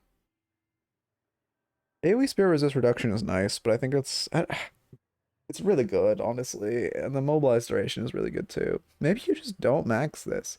I think you actually might not max dragon, but that sounds insane. If your team has high spirit damage, though, you probably just go full support and don't even give yourself like that much damage. Honestly, probably the play. I wonder if you can heal a teammate twice with ult. For example, if you heal Mirage and before he ults. Oh, that is interesting. If it hits him twice. I don't know. This crosshair is fucking ass, by the way, though. Like, this is a terrible crosshair. I love to see Paige build melee just for laughs. I mean, Spirit Strike is not the worst thing on her by any means. Unironically, I think having Spirit Strike is a good item. Because you're reducing the spirit resist. You're like, I mean, you might even want to go upgrade to Spirit Snatch. Like, her melee now does. I'm sorry. Okay, it's only 10 damage. I got booms. That's why. Okay, that makes sense. I was gonna say. The crosshair shows the bullet hitbox though. But it looks like dog shit. And like you should just be putting them in the center of your screen. Like you should not be trying to be like, okay, if I line these two people up perfectly and then neither of them move even the slightest of the pixel, you know? I don't know if people are, I don't know. I mean, yeah, she's gonna be. Yeah, we'll see. The reloaded animation's cool though.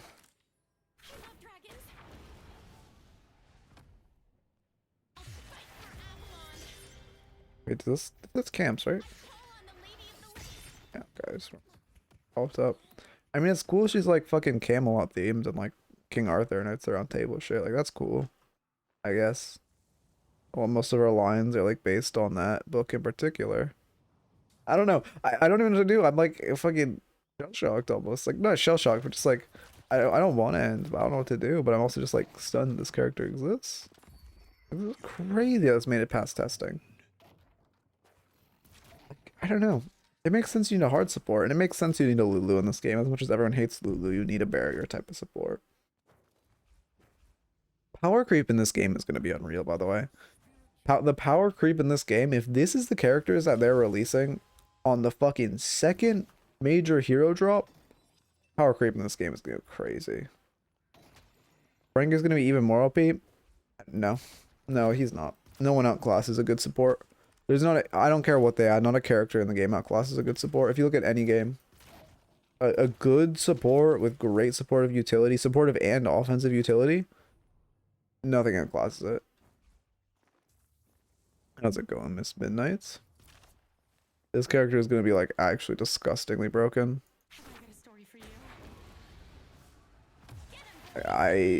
Especially the map, like why did they feel the need to make the ult go cross map? I don't understand. AoE heal damage stun. Why make it go cross map? Next hero update is going to make 7 obsolete. I mean, oh god, the power creep in this game though. Like I'm like, think of other ults compared, like think of Infernus ult compared to now. Like genuinely compare Infernus ult to Paige ult. Like Paige ult is just Infernus ult, except it's cross map and does more damage and can heal teammates.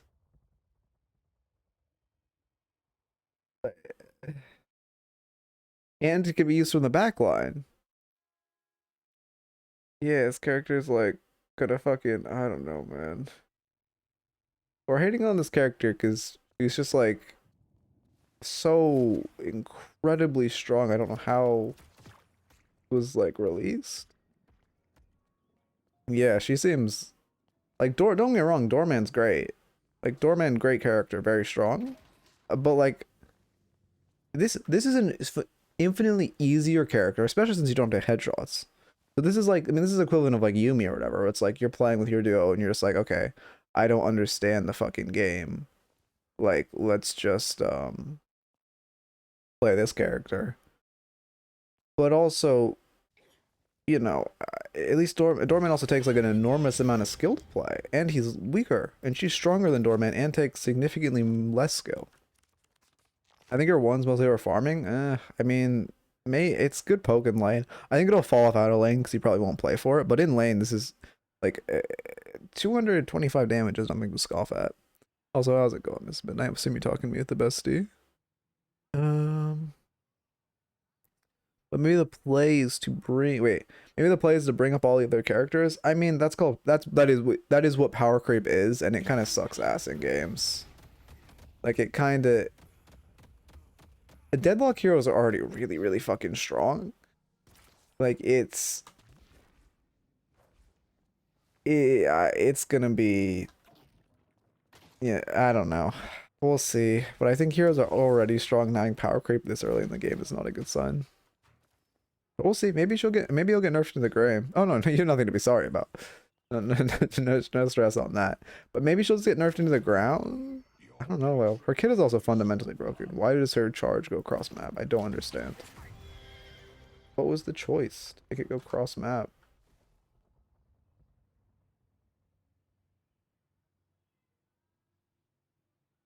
Yeah, I don't know. Her mid boss stealing potentials too. Holy fuck, the rejuve stealing potentials is actually crazy. AoE stun on mid boss pit. Wait, will it hit someone on the ground? This guy's fighting mid boss. It does. Of course it does. Why not? Yeah, I mean, it is the Dota philosophy. The Dota philosophy of everything's broken, nothing is. But I like and hate that philosophy. Like, I like that, fundamentally, I like that philosophy, and then you have to play the game against fucking, you need to, like, lane against, Sinclair, and you're like, oh, no, if everything's broken, the game is fucking, like, if everything's broken, I spend my nights, wanting to, I can't say, you know what, I can't say the words on Twitch, but I spend my nights, unhappy, you know? Yeah, anyway, I think we just end at this point. I feel like I feel like it should be like pockets, skill, and run into walls. Oh, yeah, I don't think it should go through walls, that's what you mean. Waiting to uninstall, yeah. Or wanting to uninstall, yeah. Yeah, this character is just crazy strong. I don't understand, like, what was the choice? Actually. I don't know. We'll see. It's funny how everyone was calling Mina Giga OP, and now she is 100% the weakest character. Well, not 100%. Maybe, I think she's weaker than Billy. But, objectively weaker than Door and, motherfucker. Read the lore? Alright. Did I read fucking the other lore? Did I ever read, who was the other one? Oh, of course I read Doorman. Wait, did I read Doorman? Did I not read Doorman's lore? That'd be a crime. Oh, I did. He just says, like, fuck all. Wait, will you only plan to experience life on this plane for a few weeks? The Doorman quickly discovered that New York's service industry was a great way. Okay, I never actually read his lore. That's like, that should be, I apologize. That should be like, oh my god, I'm not reading all that. Alright, anyway.